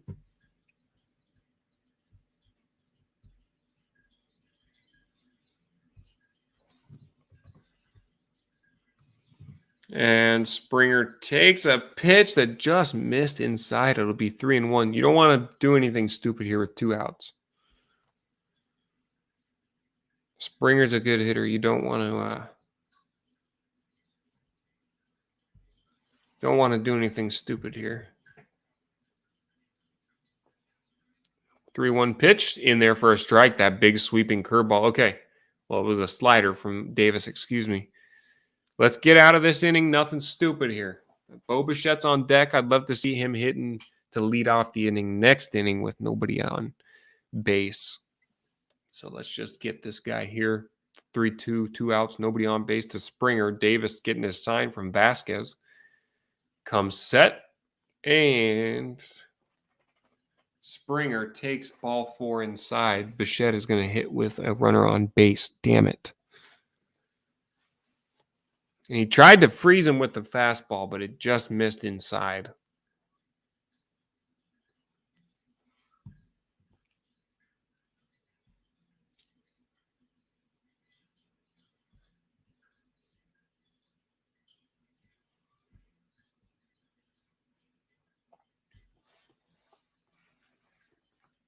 There's a Twitter poll at Shawnee Boy on Twitter. Says, how many home runs will Story hit this season?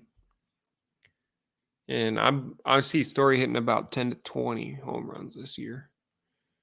And he could get hot and hit 20 to 30, but a lot of people are voting on 10 to 20 home runs for Trevor Story, which I agree with, man.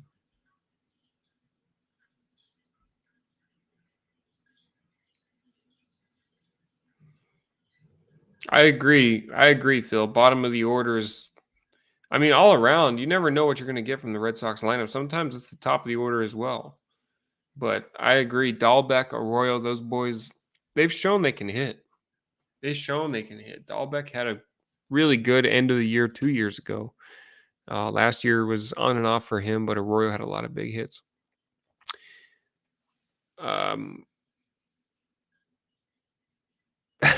Arthur says he's not there because he's unvaccinated, but he has a lot of tattoos. That I don't think him having tattoos makes him a bad teammate, Arthur. No, to be honest, it's his choice. Hey, it's his choice, man. And if he can't play, it is what it is. He can't play. But obviously, you wish you could have all your guys. But Hopefully someday we will be able to. And but yes, he does have a lot of tattoos, Arthur. That is a good point. It will be Bo Bichette against John Schreiber here. We had a pitching change. So Cora going to the bullpen. Will be the third pitcher used by the Red Sox today. But yeah, I see 20. I see 10 to 20 home runs for Mr. Story this year.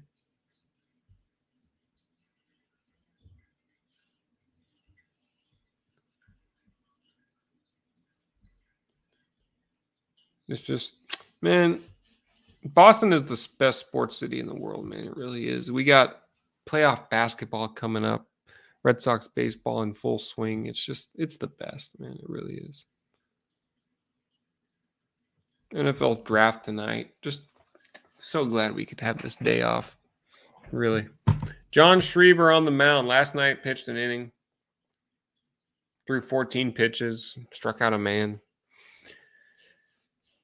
Red Sox got a big win last night. Here's a ground ball right to the second baseman. Flipped to first, and we're out of the inning. Beautiful. One pitch, one out. Schreiber comes out of the bullpen. How to talk about efficiency out of the bullpen.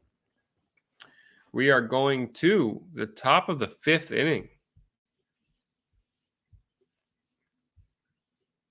In what has been a quiet game for the Red Sox offensively, just one hit was the Verdugo single. As you can hear my upstairs neighbor squeaking around upstairs, excuse the noise.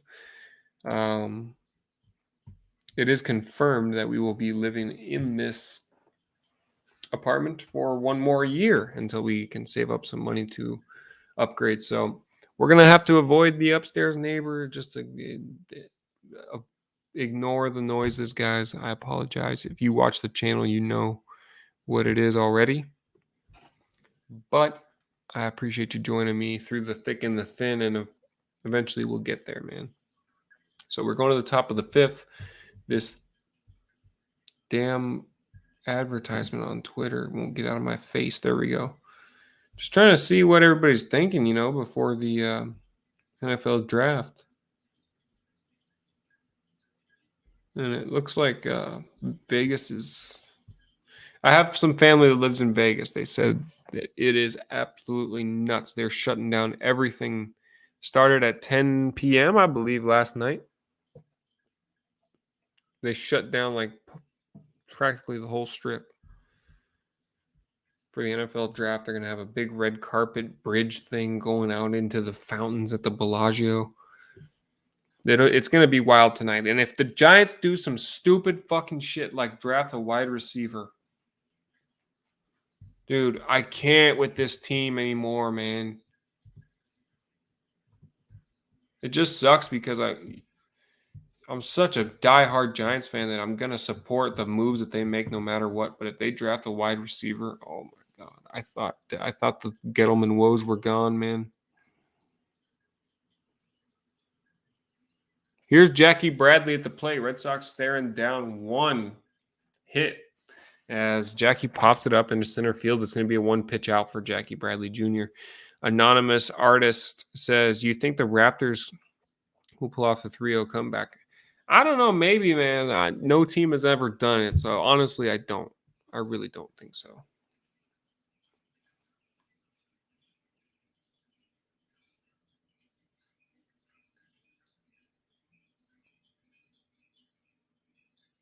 Christian Arroyo.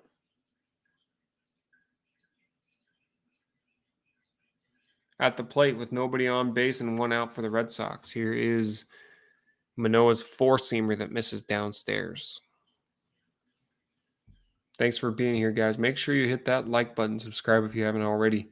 It really just helps the channel so much. And eventually we're going to have a bunch of people in here for these games. It's going to be electric, guys. It really is. Thanks so much for being here. 1-0 pitch. Arroyo takes down and away. It'll be 2-0.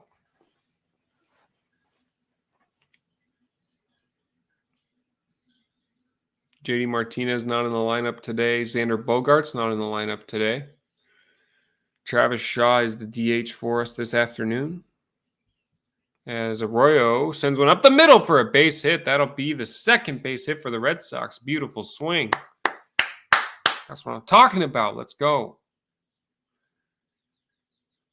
And this is what I'm talking about, man. You're not going to get more electricity from any other baseball channel, man. We got a podcast with the Yankees and the Red Sox fan, Dead Red Podcast. Thank you guys who tuned in earlier. Try to do every single Thursday. But I'm telling you, something about this team just gets me juiced. We just got our second base hit of the game, and it feels so good. Here's Dahlbeck at the plate. Here's a ground ball, swinging bunt, foul. It looked like the catcher was trying to let it go fair and maybe throw out Dahlbeck for the second out, but Royal's going to head back to first. Manoah's thrown 64 pitches on the day.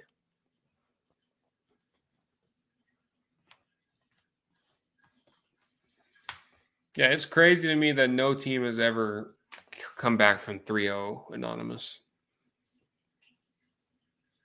It's pretty wild to me.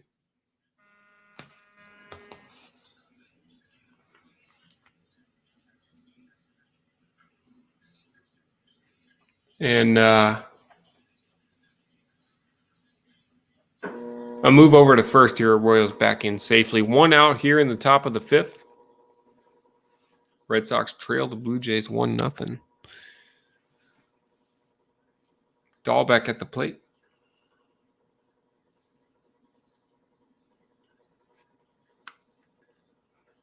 0-1 pitch. Dahlbeck takes outside. Good take right there. I don't think that's something that he would have spit on earlier on in this year. Let me grab some water real quick.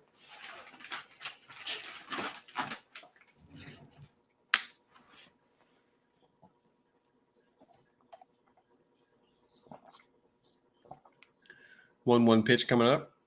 Arroyo takes his lead off of first. He's leaning the other way, and he goes. Dahlbeck bouncer at the plate. So Arroyo takes second. Red Sox got a good chance to score right here.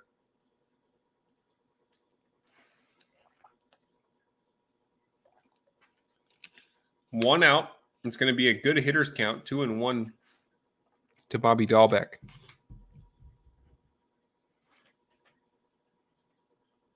That fastball just kind of got away from Manoah.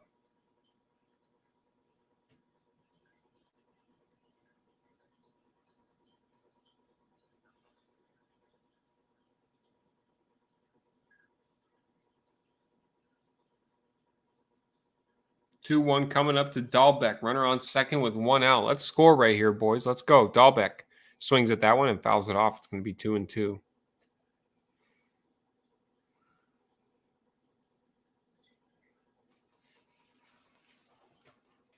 Not much you can do with that pitch right there. Good job to just foul it off.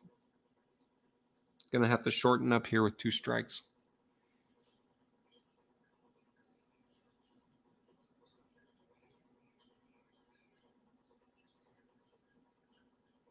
Here we go. 2-2. Pitch number 68 coming from Manoah. And a swing and a miss on the fastball. Bobby Dahlbeck goes up and strikes out on the fastball above the letters. That is just gas blasted by him right there. No chance to hit that ball.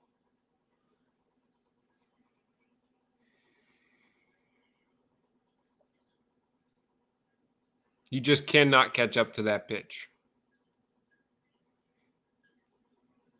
So here's Shaw with 2 outs. Going to take probably a base hit into a gap to score that runner from second, Arroyo. And here's the first pitch. Fastball right down the middle for a strike at 93. Shaw played with the Brewers last year and then came over to Boston, hit a couple big homers, but not much. I think he hit in the 230s last year. 0-1 pitch coming up to Shaw. 70th pitch coming up for Manoah. Excuse my voice.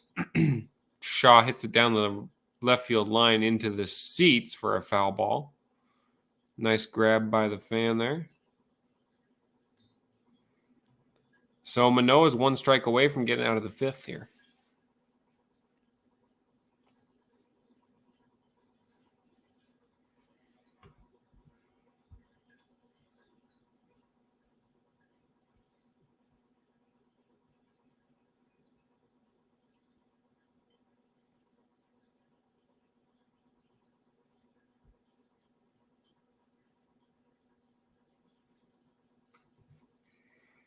0-2 pitch to Travis Shaw, runner on second, and he swings and misses at the changeup.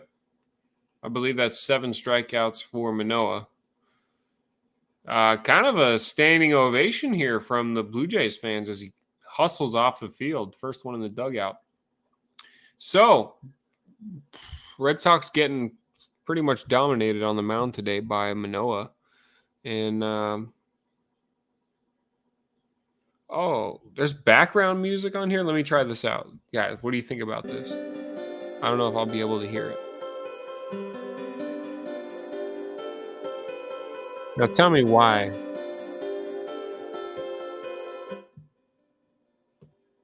Tell me why we would want that. You know, actually, maybe it might not be a bad idea to have playing in the background. Just so it's like not boring silence. Let me see how that sounds.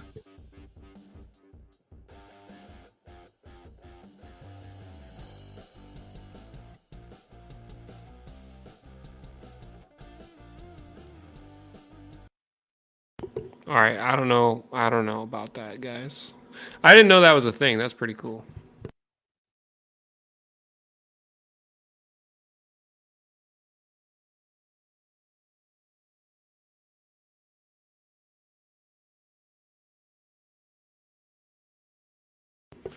Yeah, I hope the sound is okay with you guys here.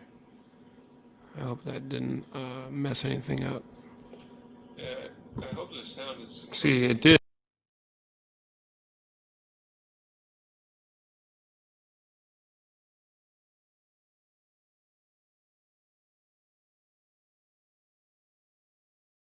Okay, I think we're back in business. Sorry about that, guys. We're back in Boston. As now, I just got to make sure the sound is okay. I didn't want to mess anything up there.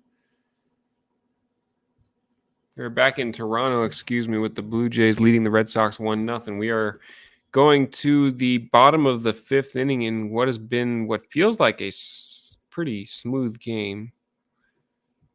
A pretty brisk game. The Red Sox offense has not showed up, so what'll happen when you don't show up on offense. Here's the first pitch from Schreiber to Gurriel Jr. The curveball misses outside. Schreiber had a 1-pitch outing in the 4th inning, 1 pitch, 1 out to end the 4th, but new inning here, bottom of the 5th, bases empty, nobody out. Gurriel with a 1-0 count. Here's the pitch. Swing and a miss. Gurriel had no chance of hitting that ball. A curveball on the outer edge. Probably would have hit a batter in the other batter's box, and he swung and missed at it.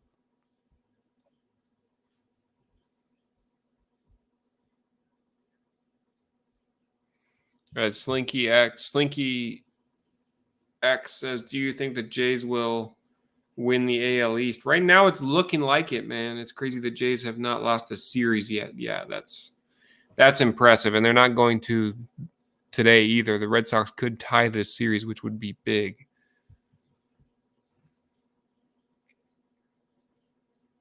And the 2-1 pitch, Gurriel takes a strike on the outer edge. Beautiful spot right there on the curveball from Schreiber. And it's 2-2. No, I'm not going to lie. I did like the background music a little bit.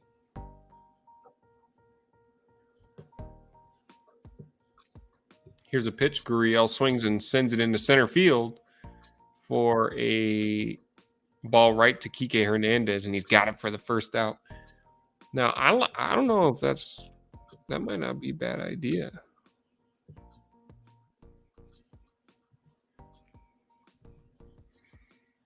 Tapia up next in the bottom of the 5th with 1 out. Nobody on base for Toronto.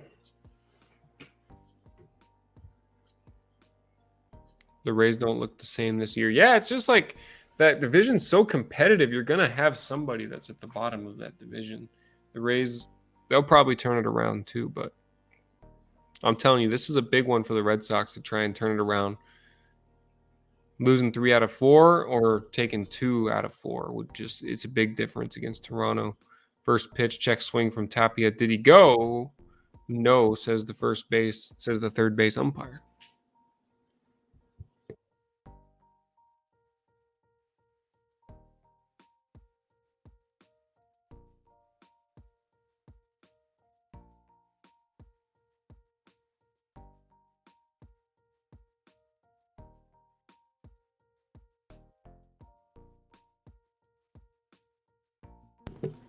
Here's a strike to Tapia. 1-1 now.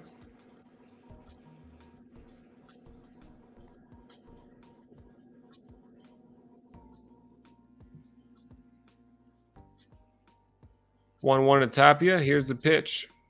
Foul ball at the plate. It's going to be 1-2.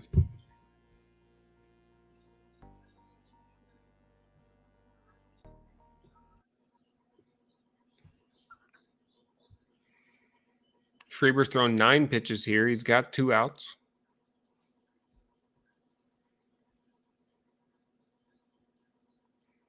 Fastball from Schreiber misses upstairs. That'll be 2-2. And Anonymous says the Jays are very likely going to win the division. Their schedule is front heavy in terms of having difficult opponents, and they are holding their own. Yeah, they are. They're playing good baseball, man. And that was a team that won 91 games last year. Missed the playoffs. 2-2 pitch. Tapia swings and pops it up. Kike moving over to his left is going to get there and make a play. Both outs have gone to Kike in this inning.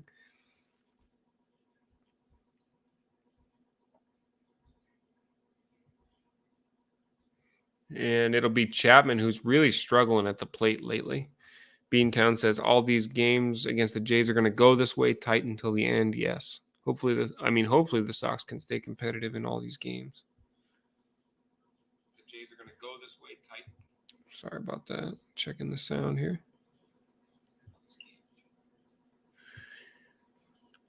Bottom of the 5th, 2 outs, nobody on base. Chapman takes a ball in the dirt.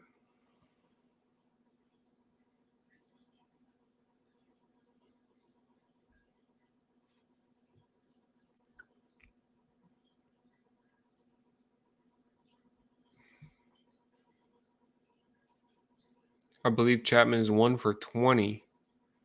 1 for his last 20 as a front door sliders in there for a strike.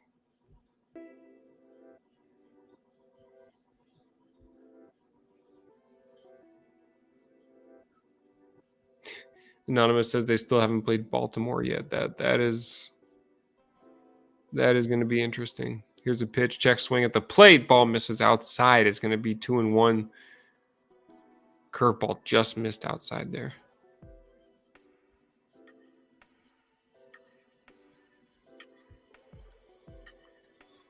That's a good point, Anonymous, for sure. And we hit 710 subscribers. You guys are awesome, man. Thank you so much for being here. Here's a ball downstairs. It's going to be 3-1 to Chapman. You don't want to do anything stupid right here.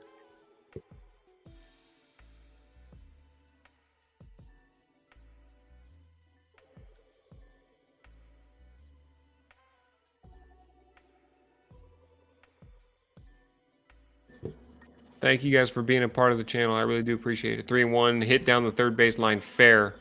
Past the diving Devers. Chapman going to round first. The throw into second is not in time. Story fields it, and Chapman's on with a double.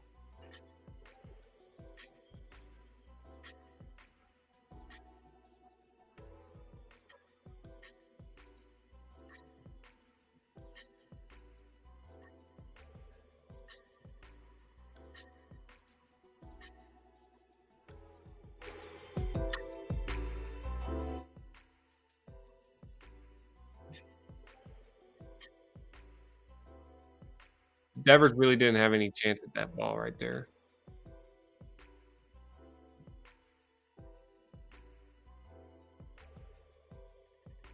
So there's a meeting at the mound here.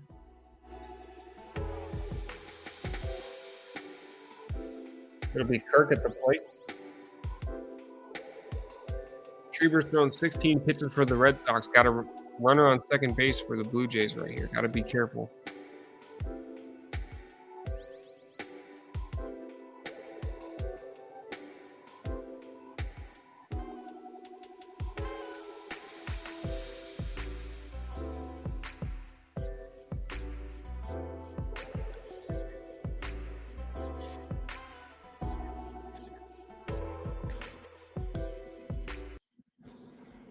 Yeah, I mean, I guess that's kind of cool. Loop here. And wow, Kirk swung at the slider and the bat went all the way back to the backstop. The bat goes flying all the way back to the backstop. The AL East is going to be like last year. It's going to come down to game 162. I agree, man. There's going to be a really good game, a really good team that misses the playoffs probably.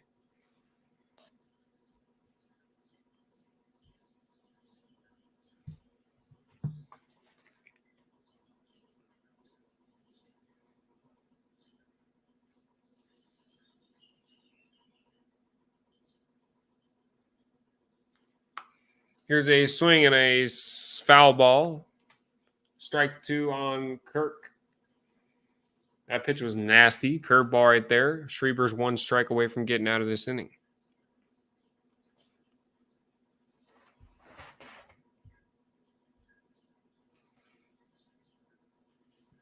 Oh, 2 pitch. Kirk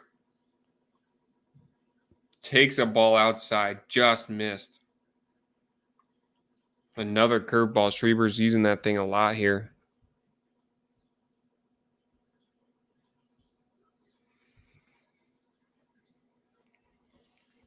Jeffrey says, I hope you have a great rest of the day. I'm going to go now as a pitch misses outside to Kirk. So I have baseball practice soon. My first game is tomorrow. Good luck on your first game, Jeffrey. Thank you so much for being here, my man. I really do appreciate it. Make sure you hit that like button before you get out of here. And as always, Jeffrey, go Sox, man. Thank you so much. 2-2 pitch to Kirk. Let's get out of this inning.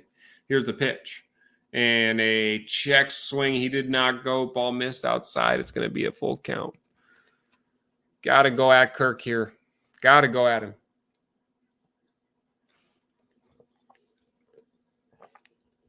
Red Sox might get a closer at the deadline. Yeah, I mean, I would see that as definitely an option.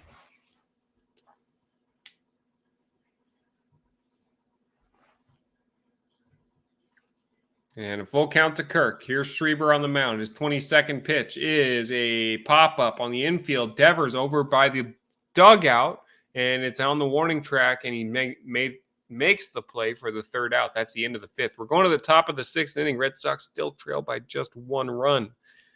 Thank you guys so much for being here. I really do appreciate it. Moving to the top of the 6th. In Toronto, Red Sox trying to split this series. And yeah, I would see a closer at the deadline as a viable option for sure. You don't know what you're going to get out of Barnes. Diekman was a kind of a high risk, low reward situation. Not sure what they were thinking there, but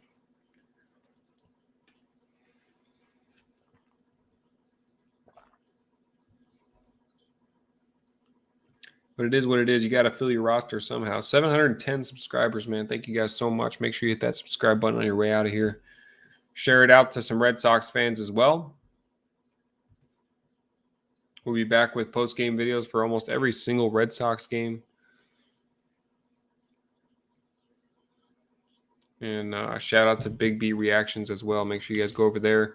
We're going to be posting some more videos here coming up. Haven't been able to get over there in like a week. But we are already 200 plus subscribers on that channel, man. You guys are awesome. Thank you so much for being a part of the channels. I really do appreciate it. Sox offense only with 2 hits today, but it feels like we're right in this game.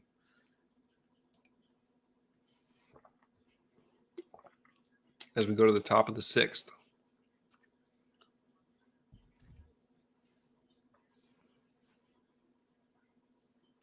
And the offense has got to be better, that's for sure.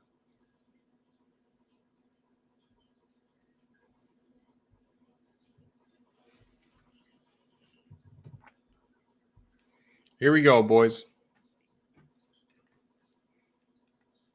And once again, we make sure you come back, and we will be doing a post-game video for this game today. So thanks for being a part of the stream. I really do appreciate it. We don't get to call many games. So it is a treat when we get to go live for a Red Sox game together. Alek Manoah making his appearance for the 6th inning. Just give me 1 second here. Hey.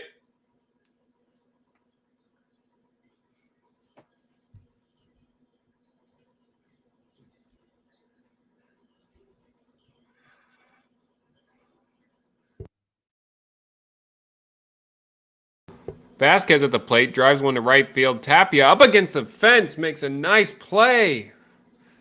He's going to come up grimacing a little bit, but Tapia with a great play up against the right field wall. Looked like he scraped his arm. Damn it. Vasquez with a great drive out to right field. A really good chance to get the Red Sox going in the top of the sixth, but great play by Tapia. Let's see here. It looked like a ball in the outside part of the plate. Vasquez drove it to right field opposite way. Ball I thought was going to get out of here the way Tapia was getting back to the fence, but slams up against the fence and holds on to it. Looks like his cleat might have got stuck in the fence. Yeah, it looks like his left cleat got stuck in the fence. So hopefully he's okay, man. Great play. Here's Story with one out in the top of the sixth.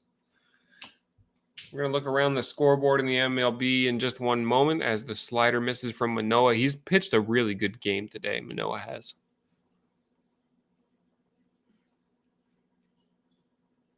Story's 0 for 2 today, hitting 228. Finally turned it around after getting sick early on in the year.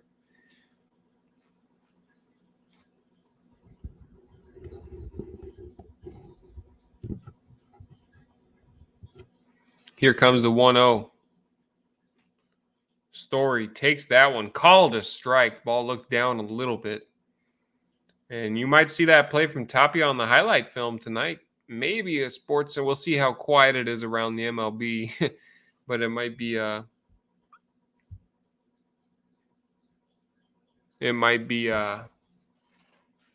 overlooked. We'll see. Great play by Tapia either way. Here's the pitch, 1-1 taken downstairs. Big Blue in the Bronx will be joining us in a few minutes. For those of you joining us from his channel.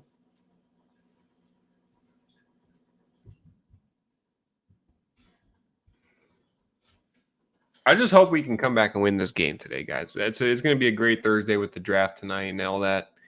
But gotta get on the scoreboard here. Story flails at a slider that's in the other batter's box. It's 2-2, 79 miles an hour. And Manoah's pitching a really good game today. I'm sure Big Blue's happy his Yankees have reached a 10-5 lead against the Orioles. And that's quite the offensive day, putting up 10 runs. 2-2 pitch. Story at the plate. Manoah deals. Story fouls it off at the plate. Fastball right down the middle, 94 miles an hour. Story was a little bit late on it.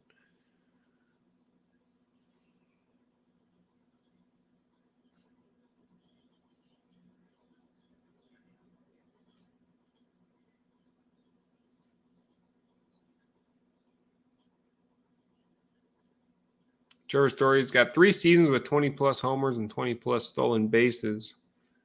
He had 37 and 27 in, I believe, 2017 with Colorado. The White Sox and Royals are tied going into the bottom of the 9th. White Sox looking to win it with a walk-off there. The Angels and Guardians are tied at 0 in the bottom of the 3rd, scoreless. The Padres and Reds. Padres beat the Reds earlier. The Brewers beat the Pirates. The Phillies took care of the Rockies at home. The Marlins won in Washington. Tampa Bay beat the Mariners 2-1. Tigers lost to the Twins 7-1, and the Astros beat the Rangers 3-2. Here's a pitch that misses. Ball 4 called to Trevor Story. That's a big walk right there. Manoah coming off the mound looking for that strike call, man. He really wants that strike call, but he's not going to get it. Larry said no. That ball's down, man. That ball's down. He's hearing it from the Blue Jays dugout.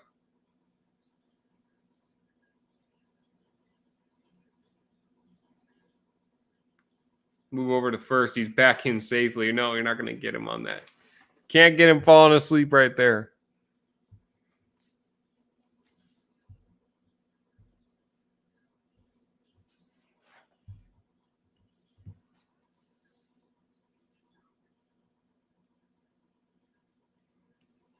And here's the pitch.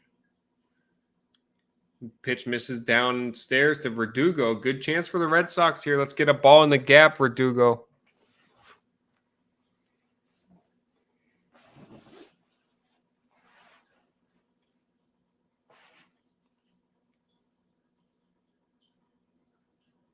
Let's go. Another move to first. Close there, but he's back in safely.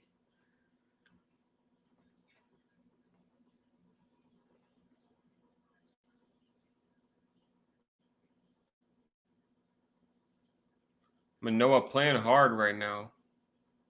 Let's see if we can jump on something here. Verdugo's got a base hit in this one already. Here's a pitch, and he swings and sends it to left field. Left fielder over, and he's making the play.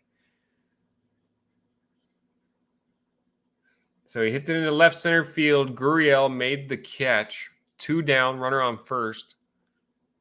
Verdugo is retired. Not many hard hit balls in this one against Manoah.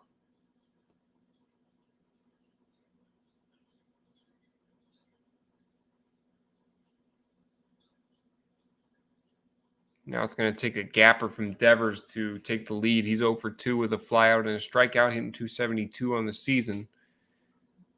He's done a really good job of staying disciplined on those high fastballs.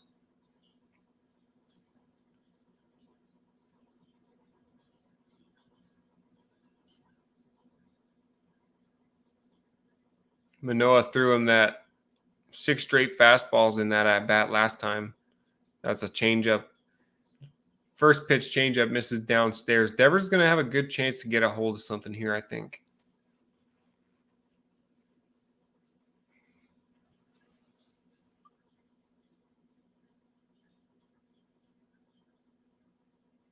One 1-0 pitch coming up. Here it is. Devers swings and fouls off a changeup. Pitch would have been ball 2. It's going to be 1-1. Red Sox running out of time here in this one, looking for their first run of the ball game, looking for their first real threat of the ball game. Move over to first. Story's back in safely.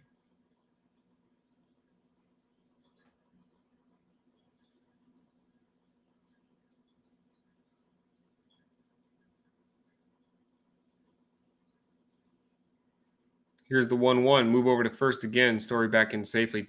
I mean, come on. At some point, pitch the damn ball. We get it. You walked him. You didn't like the strike call. You want to get him out like you should have. Pitch the ball. Story gets his lead. And here's the pitch. Devers swings at that one. Sends it into center field. Into left center is Gurriel, and he makes the play.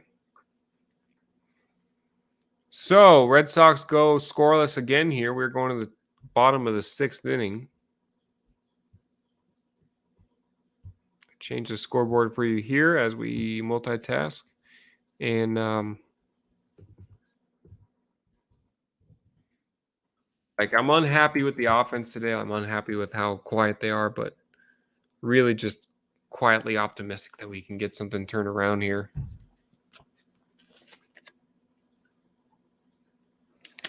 The pitching's been great. And like I said, I don't like Whitlock as a starter, but he did his job today, man.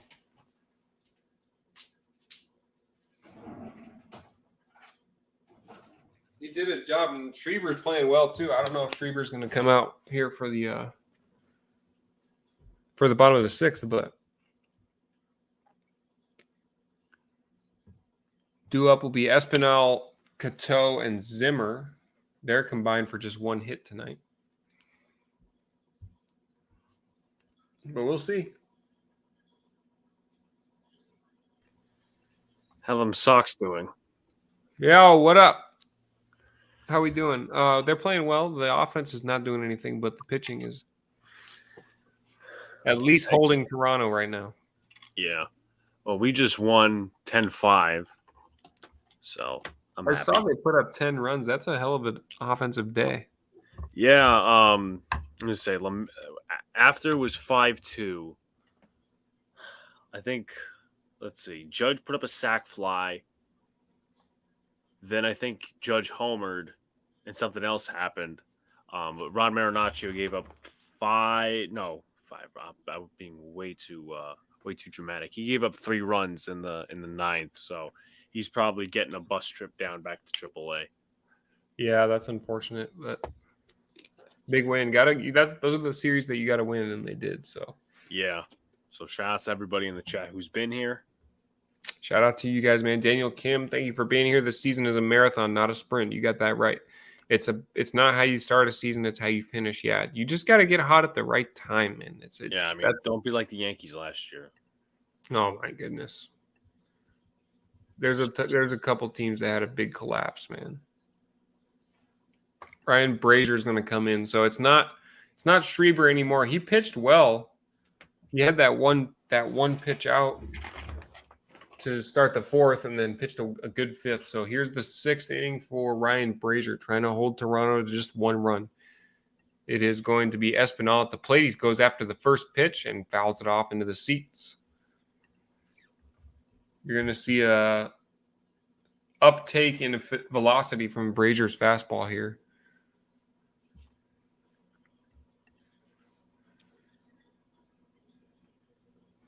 How's he been as a relief pitcher overall? He's been good. I like him. I don't like him as a closer, but as a middle reliever, he's been really good for us.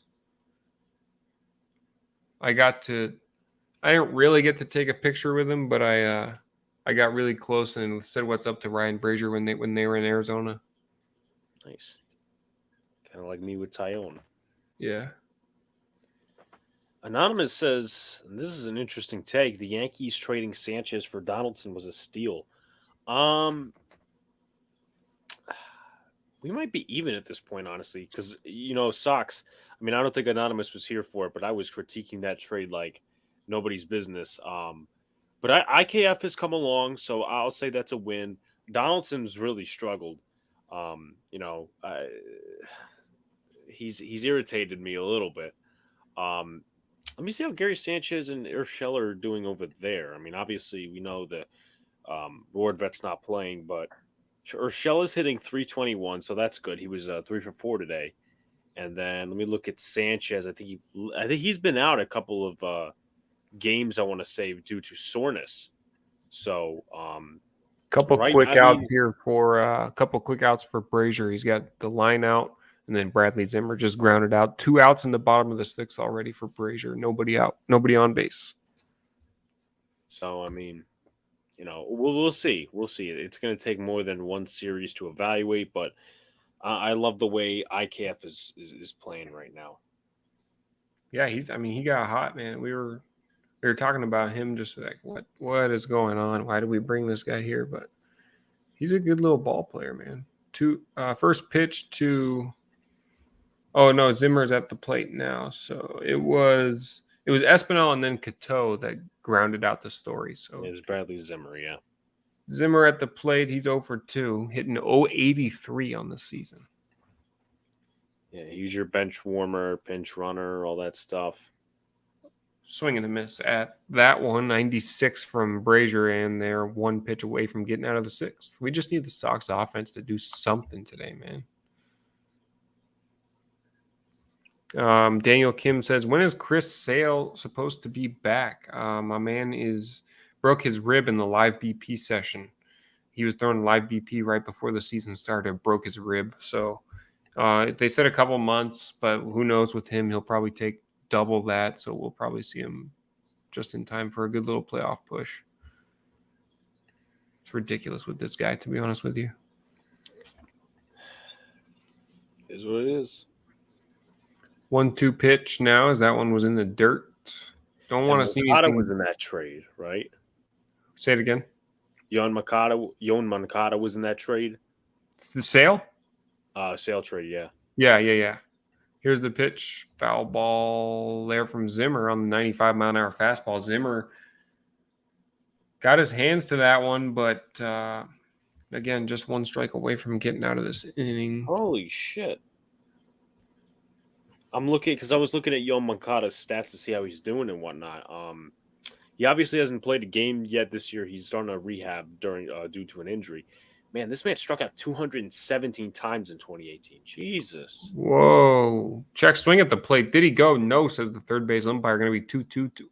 2-2, 2 outs. Nobody on base for the Blue Jays in the bottom of the sixth. They lead the Red Sox 1-0.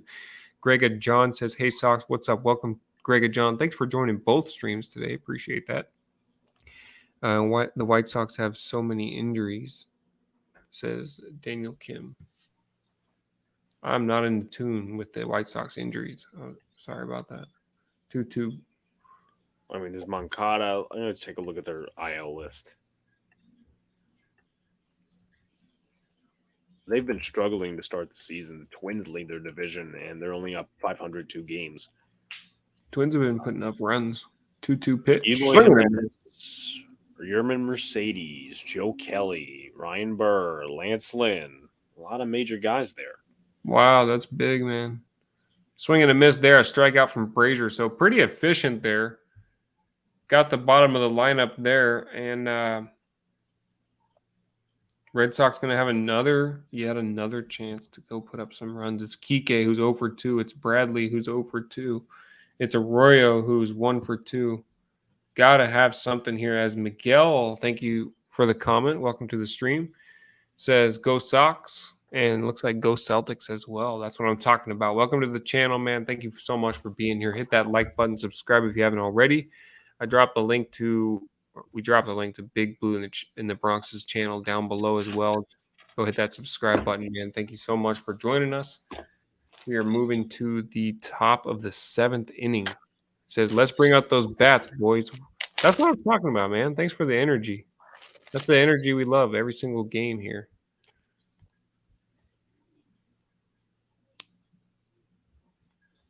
Let's change this.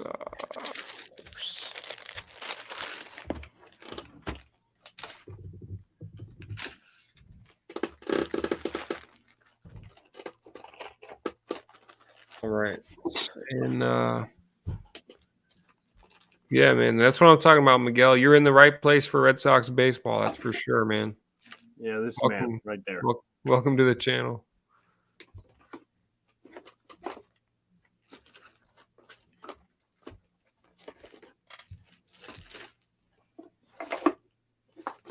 And shout out to the 10+ people that have been in here pretty much at practically all game. Been kind of a quick game here today, but yeah, I mean, it's top of the 7th. It's not even. I mean, it's 5:14. So yeah, you're right. Pretty quick game. That's what happens when you don't do anything offensively. Yeah, I mean the Yankee game that I went to was pretty quick. So Daniel, I am a Bruins fan. I'm just a hockey fan. I'm not into it like a lot of people are, but I respect the hell out of the game. I hate when people talk shit about hockey like it's not a sport, because it is. And to be honest with you, I'm a Detroit Red Wings fan because my grandfather, who passed away a while back, was a huge Detroit sports fan. So I root for the Red Wings, man, even though they have not been even a hockey team for a long time now. I'm a casual New York Rangers fan. So, and don't get me wrong, I love hockey, man. I just don't have enough time to watch hockey. I watch so many other sports. 1-1 pitch. In there for a strike to Kike Hernandez. It's going to be 1-2. Come on, Sox. We got to get something going here. So the Chicago White Sox actually have the most amount of errors in the MLB this season. Makes sense with those kinds of injuries. Yeah, and then the Orioles second, the D-backs third.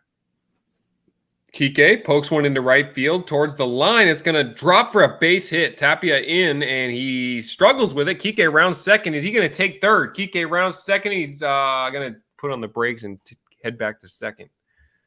So Tapia with a good job getting it in. And Red Sox with a leadoff double here in the 7th. Here's our chance. Let's go.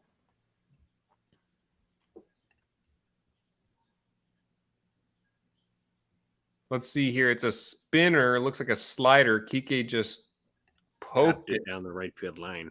almost a one-handed swing down the right field line. Yeah. Driving it opposite field. I mean, that's how you hit against a shift. Beautiful, beautiful, beautiful, beautiful. We got to convert right here.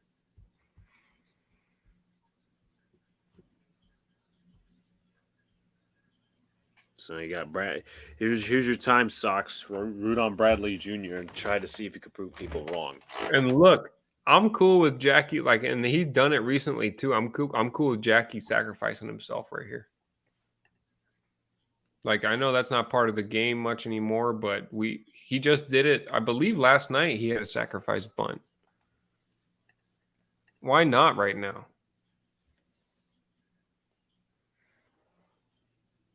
I mean, nobody's hit the ball hard against Manoah all night. Here's practically a sacrifice. I'm good with that. He taps it right down the line, and Hernandez takes third.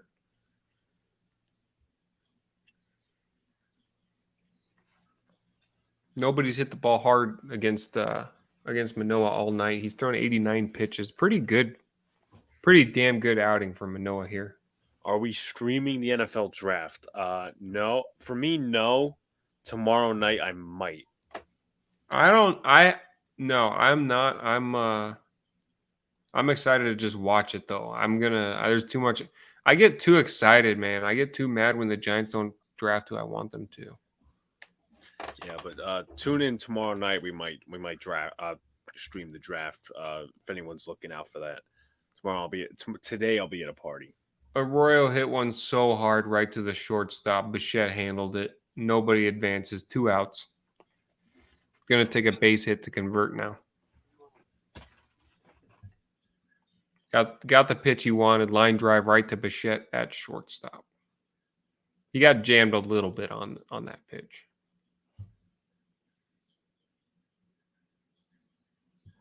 Well, shout out to the 12+ people in the chat, man. Thank you guys for being here. Hit that like button. Get this thing to 20 likes, man. That'd be awesome. Dahlbeck swinging a miss at the fastball.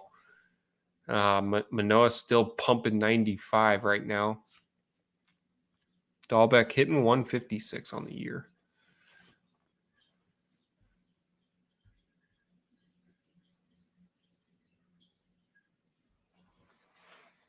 A 1 pitch. Manoah kicks and deals. Dahlbeck pops up. Foul territory. Over is the first baseman, and he makes the play. Not a good situation for the Sox blowing it there. I mean, this is what it is. Look at how hyped he is coming off the mound. Manoah screaming into his glove.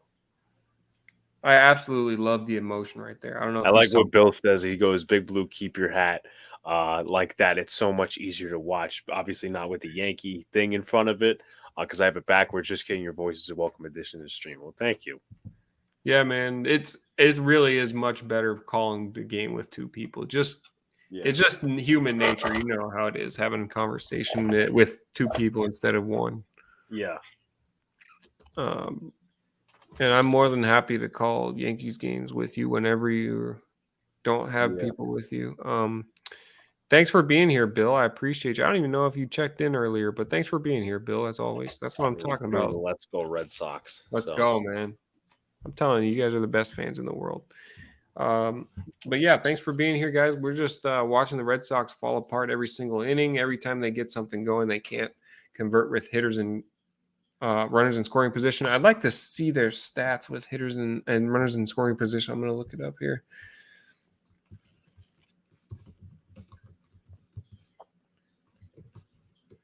But just situational baseball hasn't been really our strong suit this year, which is different than what we've seen from Alex Cora managed teams in the past.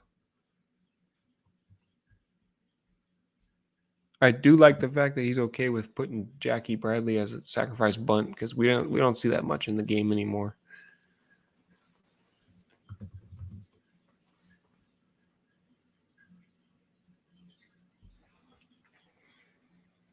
Due up for the Blue Jays here, as there's quite a few Red Sox fans in Toronto. I love it.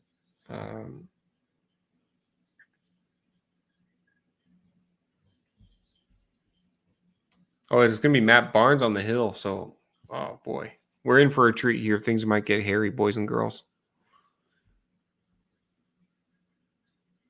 see, pitching.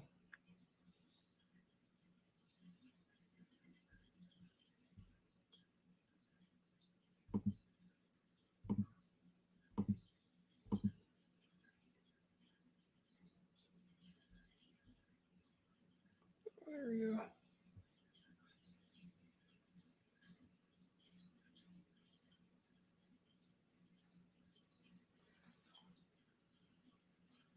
Yeah, Cutter Crawford, terrible with runners in scoring position. Tanner Houck, not great. When we had Tyler Danish making his MLB debut, he crumbled. Ryan Brazier, actually not good with runners in scoring position. He's struck out 6-7 guys on the year though out of the bullpen. He's got 1.6 with hitters in scoring position. Springer's got a 1-0 count here at the plate.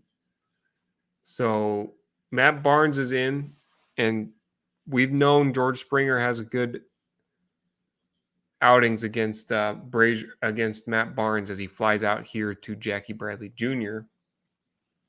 Hit a couple home runs in his career against Matt Barnes. Though at the bottom of the 7th starts with a pop out. I know Big Blue's happy about the Yankees getting a big win today, so that's great. Yes, of course. I'm going to change the scoreboard. I was trying to find the team's total with runners in scoring position, but I can't find it. With the Red Sox with runners in scoring position, I can tell you. The pitchers, when opponents have, no, you're right. The Red Sox with hitters and with runners in scoring. Okay, I can take a look at that. Because we cannot convert. The Red Sox are 0 for 5 with runners in scoring position. Are you able to tell me it's on the season? Just the Red Sox overall? Yeah. Okay. 1-1. I'll give you a percentage, but I'll take a look. Someone just asked a question about the World Series. I'll answer that in a second. Just who do you guys realistically think will be in the World Series? 1-1 pitch. Bichette takes downstairs. Got to be careful against him here. Okay, this site is a fraud. Where do you got? To be honest, it looks like the Dodgers.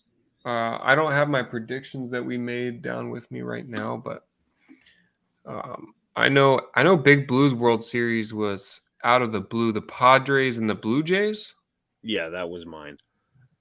2-1. Sorry, I didn't mean to spoil your World Series. You're all good. I'm gonna try to get this. I'm pretty sure I picked the Dodgers. I just don't know why MLB.com doesn't have it because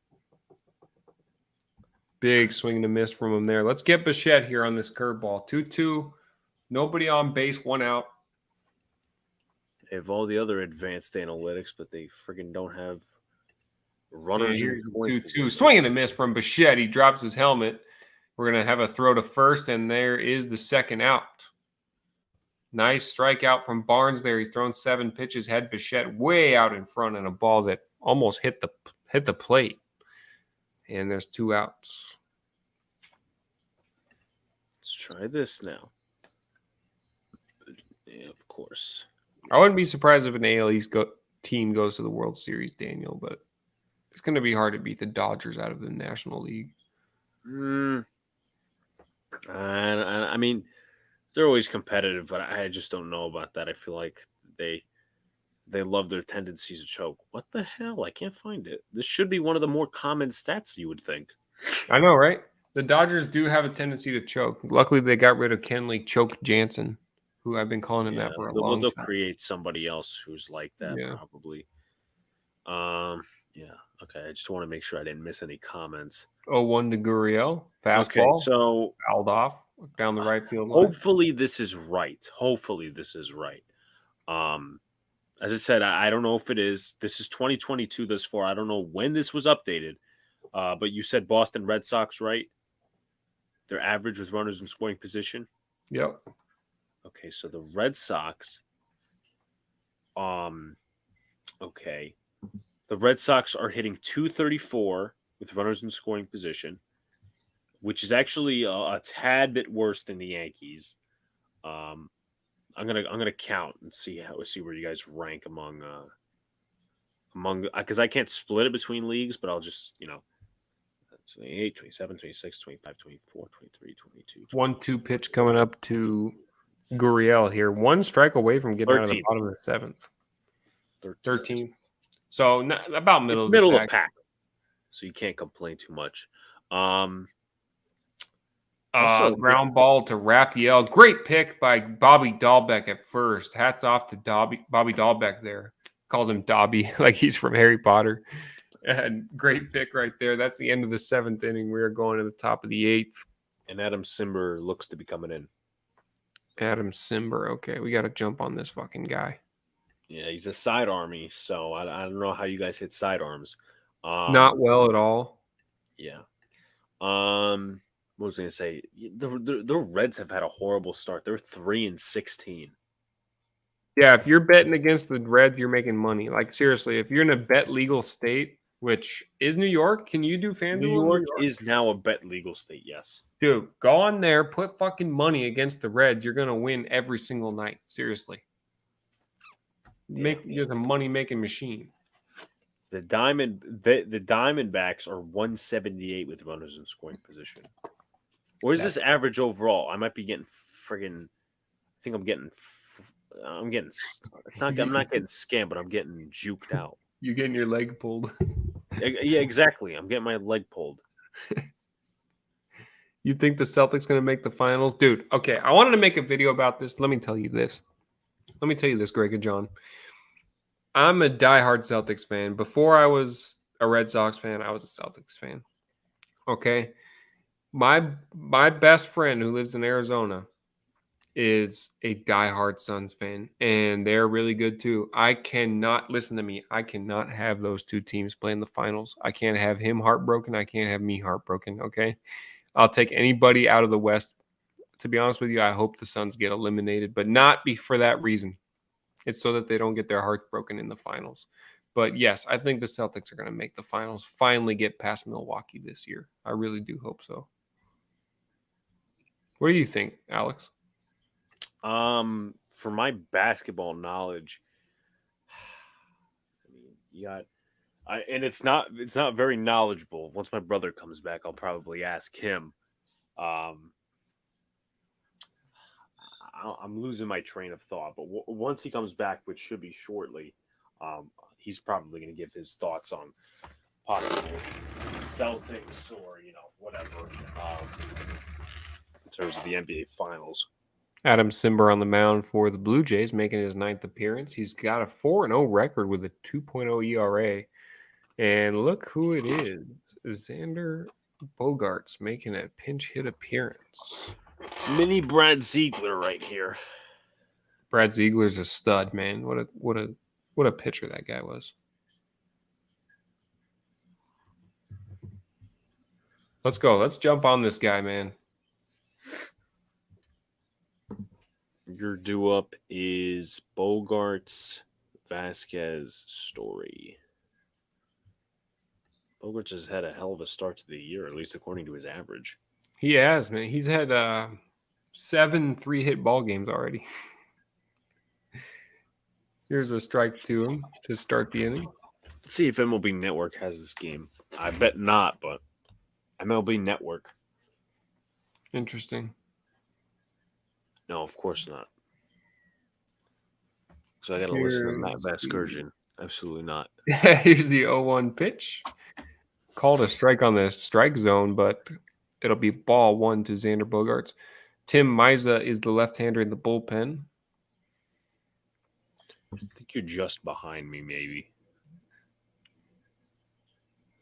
1-1 pitch. After this at-bat, I'll try to see if it'll go any more live. 1-1 pitch popped way up in the air, but the pitcher has it and fires over to first. Bogaerts grounds out to Simber for out number 1 in the 8th. Red Sox down to their last 5 outs here.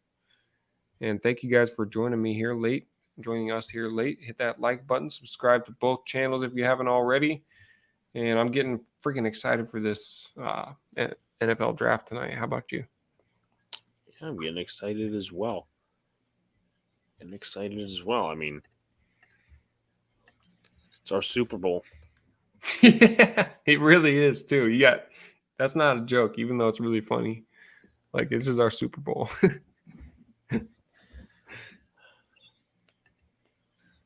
I'm purposely not eating so I could fill up on snacks. I love it, man. I love it. Here's the pitch, and just missed outside to Vasquez here. What's the farthest East Coast you've been? Well, in my life, I've been to New Hampshire. I was like probably 6 years old. I do remember it pretty well, but I've been to Ohio many times. That's probably as far east as I've gone. 1-0. My girl and I are talking about getting out to Boston, though. I mean, I have to. 2-0 now to Hopefully, it's Christian against the Yankees and I'd meet you there. Dude, we should. I mean, if someday down the line, that'd be awesome if Big Blue and Sox went to a game together, make a vlog out of that. Oh. Be thirsty for content there. That'd be great. 2-0 pitch to Vasquez, taken right down the middle. There's a sinker from Simber.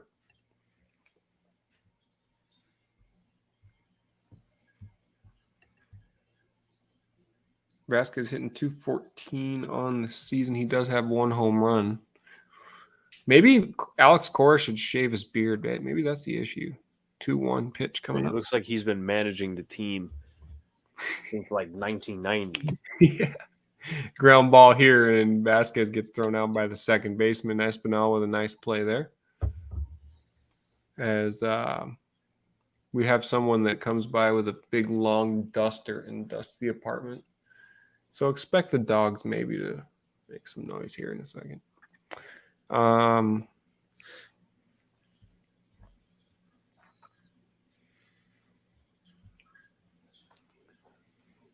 Again, a quiet inning offensively from the Red Sox. I just don't. A quiet game overall. I just don't know what it is. I really don't. Not a lot of hard hit balls today. Well, if Story gets out here, you have two lefties and a righty coming up, which would be good for the Blue Jays because they're bringing in Meza. So, I mean, and correct me if I'm saying it. I've been saying Meza. Is it Meza? Meza. I mean, oh, okay. It's the Blue Jays. We're not supposed to pronounce that. That's fair. Time called at the plate. A lot of those today where the umpire bails out of there for no reason.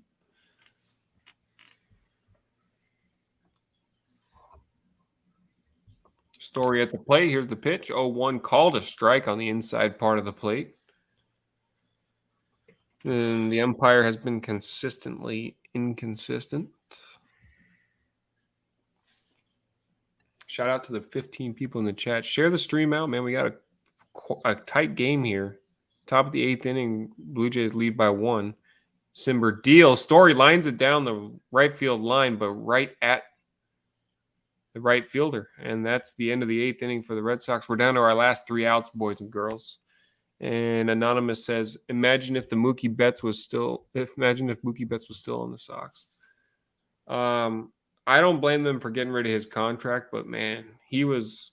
What did you guys even get in that trade? You know what? I don't want to say anything wrong, so I'm just going to look it up, but not a lot, man. We were just happy to get rid of his contract.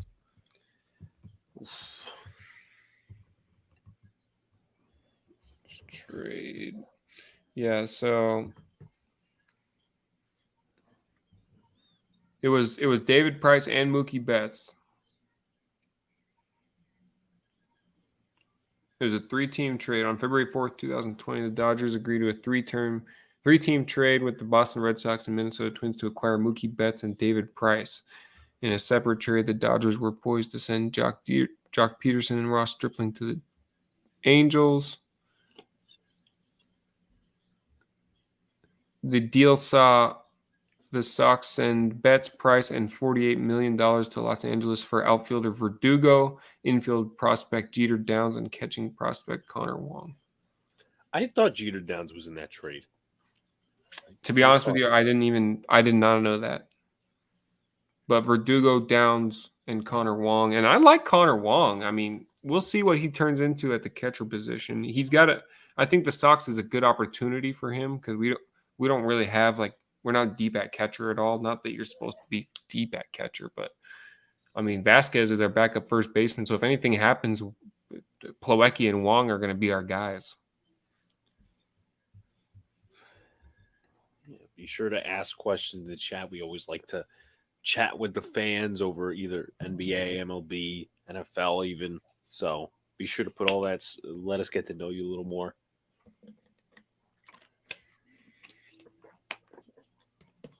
Appreciate you guys being here, and we are moving to the bottom of the 8th. Let me change that for you. And Ansel Robles is on the mound.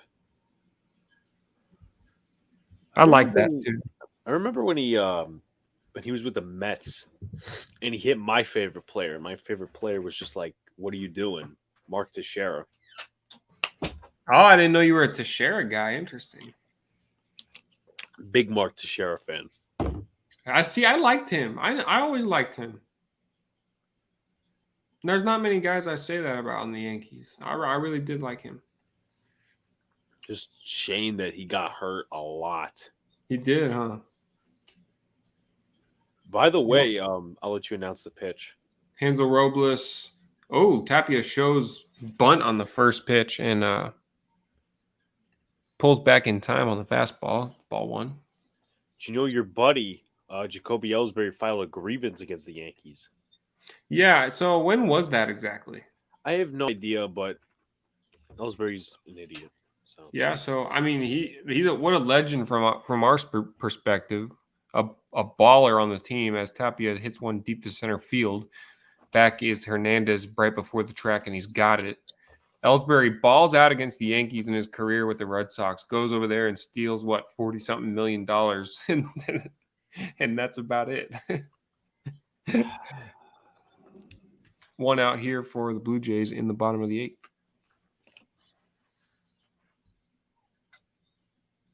But yeah, back to your point, Anonymous. Mookie is one of my favorite players of all time, man. He really is just a class act, a hell of a ball player. And to be honest with you, I was happy to see the Dodgers win just because of him. Like that's how much I liked him. The struggling Chapman takes a pitch in for strike number 1.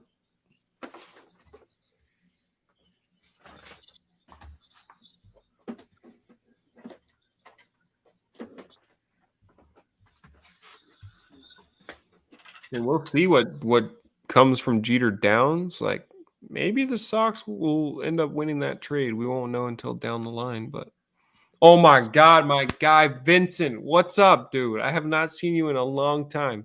I know me and Vincent go way back. What is up, Vincent? Thank you for being here, my man. Here's a fly ball. Chapman hits one up into center field. Kike getting a lot of action tonight.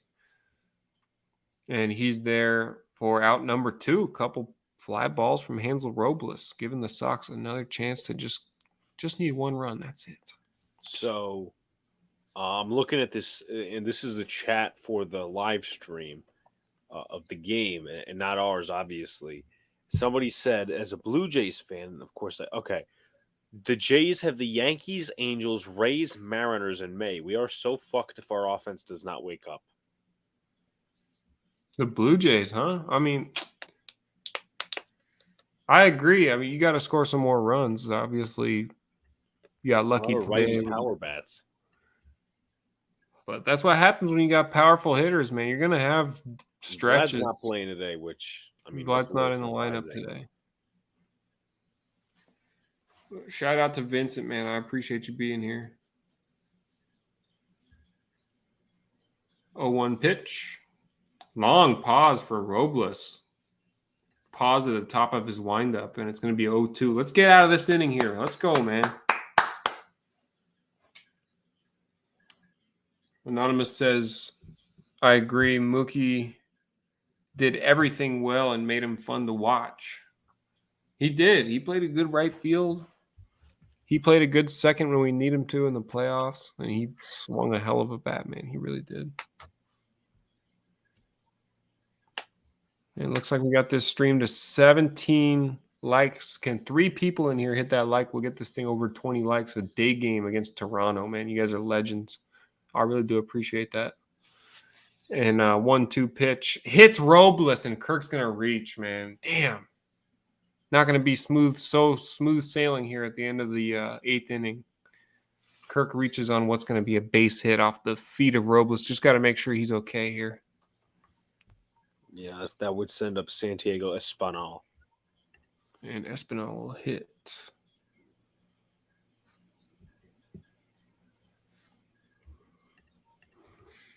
And yeah, Mookie's still fun to watch, man. He really is. Just a price tag on that guy. It's just like next level.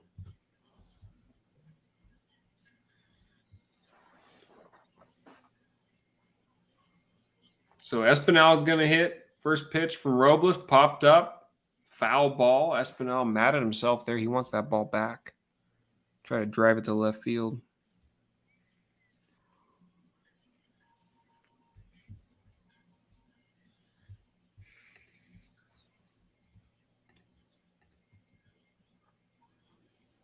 Red Sox looking to just keep pace here in the AL East, man. Thank you guys so much for joining me today. I really do appreciate it. Thanks to Big Blue for joining me as well.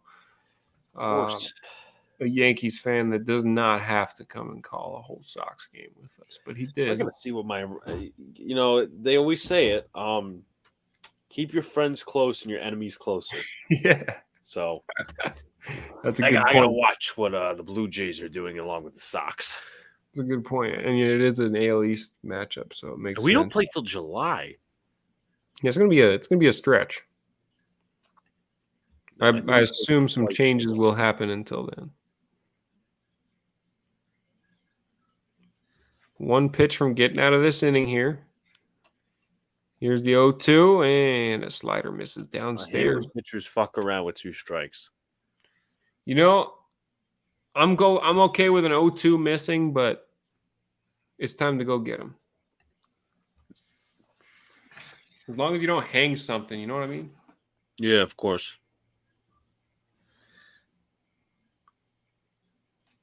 There's nothing like an 0-2 base hit. Pisses me off, man. 1-2. Fastball blasted right past him for strike 3. Have a seat. All right. Well, it seems like it happens quite often here on this channel, but it's rally cap time. Anybody in the chat, grab your rally caps because we need it. Red Sox are down by 1 run, 3 outs remaining. And it's about that time. So I'm going to grab the rally caps, and I'll be right back. SoxArizona is going to do his rally caps. Why? I think it's first round running back since 2000. Oh. David Wilson. Any who's your favorite Yankee ever? We were actually just talking about it. I have a few favorite Yankees. Andy Pettitte would be one of mine. Most recently, Mark Teixeira, though. He's my all-time favorite Yankee. It would be Teixeira. He was a likable guy. Unfortunately, got hurt so many times. But Luca, anyone's going to the Jets draft party? Like anyone famous or a content creator? Or... I don't think so. All I know is Zach and Anthony. Yeah, of course. How did you guys react when the Giants drafted Daniel Jones a few years ago? I wasn't happy. I was not on YouTube at the time. Here comes Sox with his rally caps. I wasn't happy. I wasn't on YouTube again at the time. I was making a fan page, I'll tell you that, but I wasn't on YouTube, and I wasn't happy. I wasn't happy because we'll see what happens tonight. It's down to a lot of options. What does I say? If we draft Evan Neal, I'll be shotgunning a beer, and I'll be videotaping that. If we select a wide receiver or quarterback, I will be walking out and walking the 4 miles home. I've made that bet with myself, and then otherwise, if they select Cross or one of these other guys, I'm just going to sit there, react, and be there. So they have a righty on the mound. It's actually fitting to your top couple of players. is Jordan Romano, who's on my fantasy team, by the way. So, Nice. there's Well, I that. hope we take him deep. Do those rally caps ever work?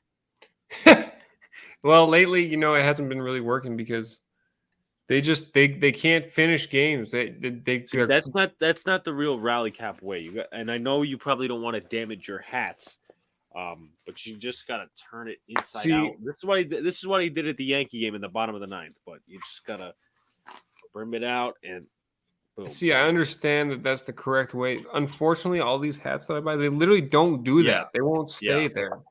No, I get you. So you know what? Maybe I'll have to. I have some old Giants hats that I'll. Here's a ground ball right into the shift. A great way to start the ninth. And Verdugo grounds out. Romano with 1 pitch, 1 out to start the ninth for the Red Sox. Yeah, so maybe I should just go get an old rinky-dink hat. If this doesn't work tonight, we're going to have to switch it up. It seems like the to be Red Sox honest are with you, behind in too many games.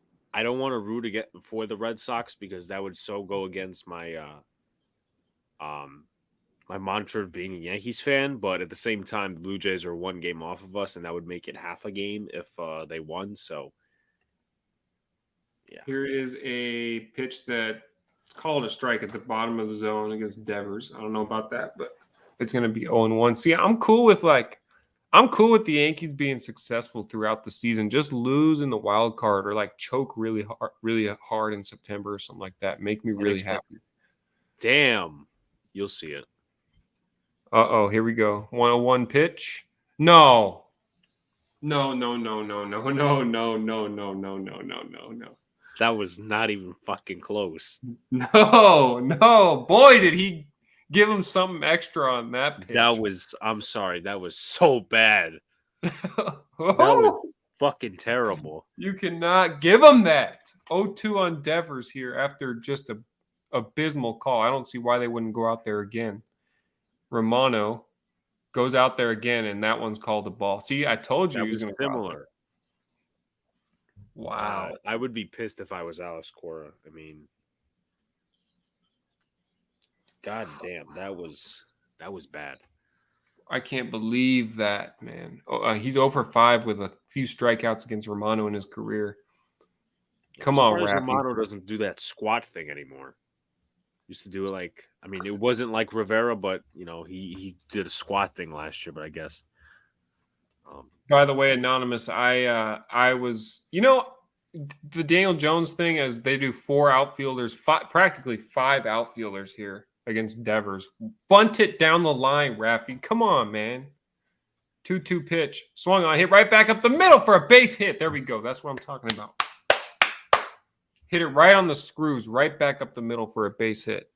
It just kind of made me realize that, Eli Manning's time is pretty much done. So if this is, everyone wanted a quarterback. It's just that wasn't the guy. Very true. It's like we chose him over Allen, we chose him over Haskins. But to be honest with you, I'm just like, if that's our guy, we need to go all in on him. And it looks like they tried to, but this ump has been terrible all day, bringing the auto strike since. Yeah, Joe Girardi kind of said that when Angel Hernandez was being bad in terms of calling. See, strikes. I completely disagree with the computer. It's not a natural feeling, but you know what? We wouldn't have this if the MLB did its job and actually disciplined umpires. Yeah, just get better umpires. Discipline them for not being good. It doesn't take that much. You could say, okay, some pitchers are borderline. That pitch wasn't even fucking close. No, it was not even close. It didn't even start as a strike. 0-1 pitch to Kike Hernandez, runner on first for the Sox. Swung on, hit it to left. That ball is right at the left fielder, and Gurriel makes the play. So Red Sox are down to their last out here again, man. But who's up? It is going to be Bradley Jr. Jackie Bradley Jr. Your fate relies in the hands of your favorite player. He's my second favorite player.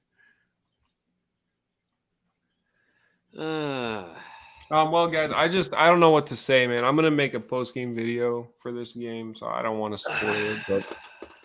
But I can't do this all year, man. If it's gonna be like this, not even any hard hit balls. So Is it still Rogers Center? Is that place Yeah, still? I believe it is still Rogers Center. That place is on its feet. They're excited about their Blue Jays. Here's a strike to Jackie Bradley.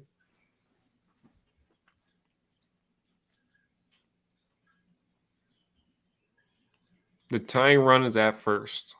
Here's the pitch. Bradley's swinging a miss at the fastball. I haven't seen him hit one fastball this year. Down to the last strike. Thank you guys so much for joining us, man. I really do appreciate it. It's been fun today. Hopefully we can, tie this game. Maybe another hour of baseball will come. Just hit one into the gap, score Devers. And 0-2 pitch taken inside. If he framed that correctly, I think the umpire would call that. Yeah, no, really. Because if he didn't run towards the lefty batter's box, that would be game over. Yeah, no, really. You never know what you're going to get today. 2 down in the ninth. 1-0 Toronto.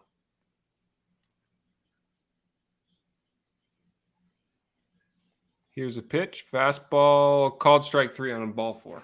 On ball 2. Jackie going to get in the umpire's face. Now the game's over. I would just give it to the umpire.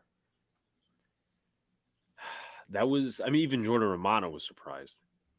Just horrible umpiring today. Horrible. Multiple instances, too, where earlier in the game when Gurriel was at the plate, he called time and the umpire didn't give it to him. The ball was a strike and it was called a ball. Just consistently inconsistent today. That ball was way too low. But the Red Sox offense has to be better. I'm going to make a post-game video, but Big Blue, you want to just tell us your thoughts from what you saw today? I'll wrap it up and then we'll get out of here. Yeah, both offenses weren't very active. The Red Sox were 0 for 5 with runners in scoring position. And, when you had that double, I think it was Kike Hernandez who hit it in the right field. You got to score. I don't know if that was 1 out or no outs, but you got to get your guys in. And, you can't wait for the last minute to score runs. And obviously, I've seen that as a Yankees fan. As for the Blue Jays, the pitching was, obviously dominant. The hitting, they only scored 1 run. So if it wasn't for that run, we could be seeing extra inning baseball. Obviously, we're not. But yeah, the Yankees are now up, I think, half a game in first place with this win. Yep, that's true. Half a game. They have 1 more loss than us. So, we'll see what happens. Just overall, interesting game. Sox, once again, thank you for having me. Of course, man. Yeah, thank you guys so much for watching. We really appreciate it. We got a nice little podcast in earlier, and I'm happy we were able to do the game today, even though it wasn't the result we wanted. It might be a long season from the looks of it. When the pitching shows up, the offense doesn't. When the offense shows up, the pitching gives up a ton of runs. It's not good right now, but it might have something to do with the rally hats that I'm wearing incorrectly. So we'll turn that around next time.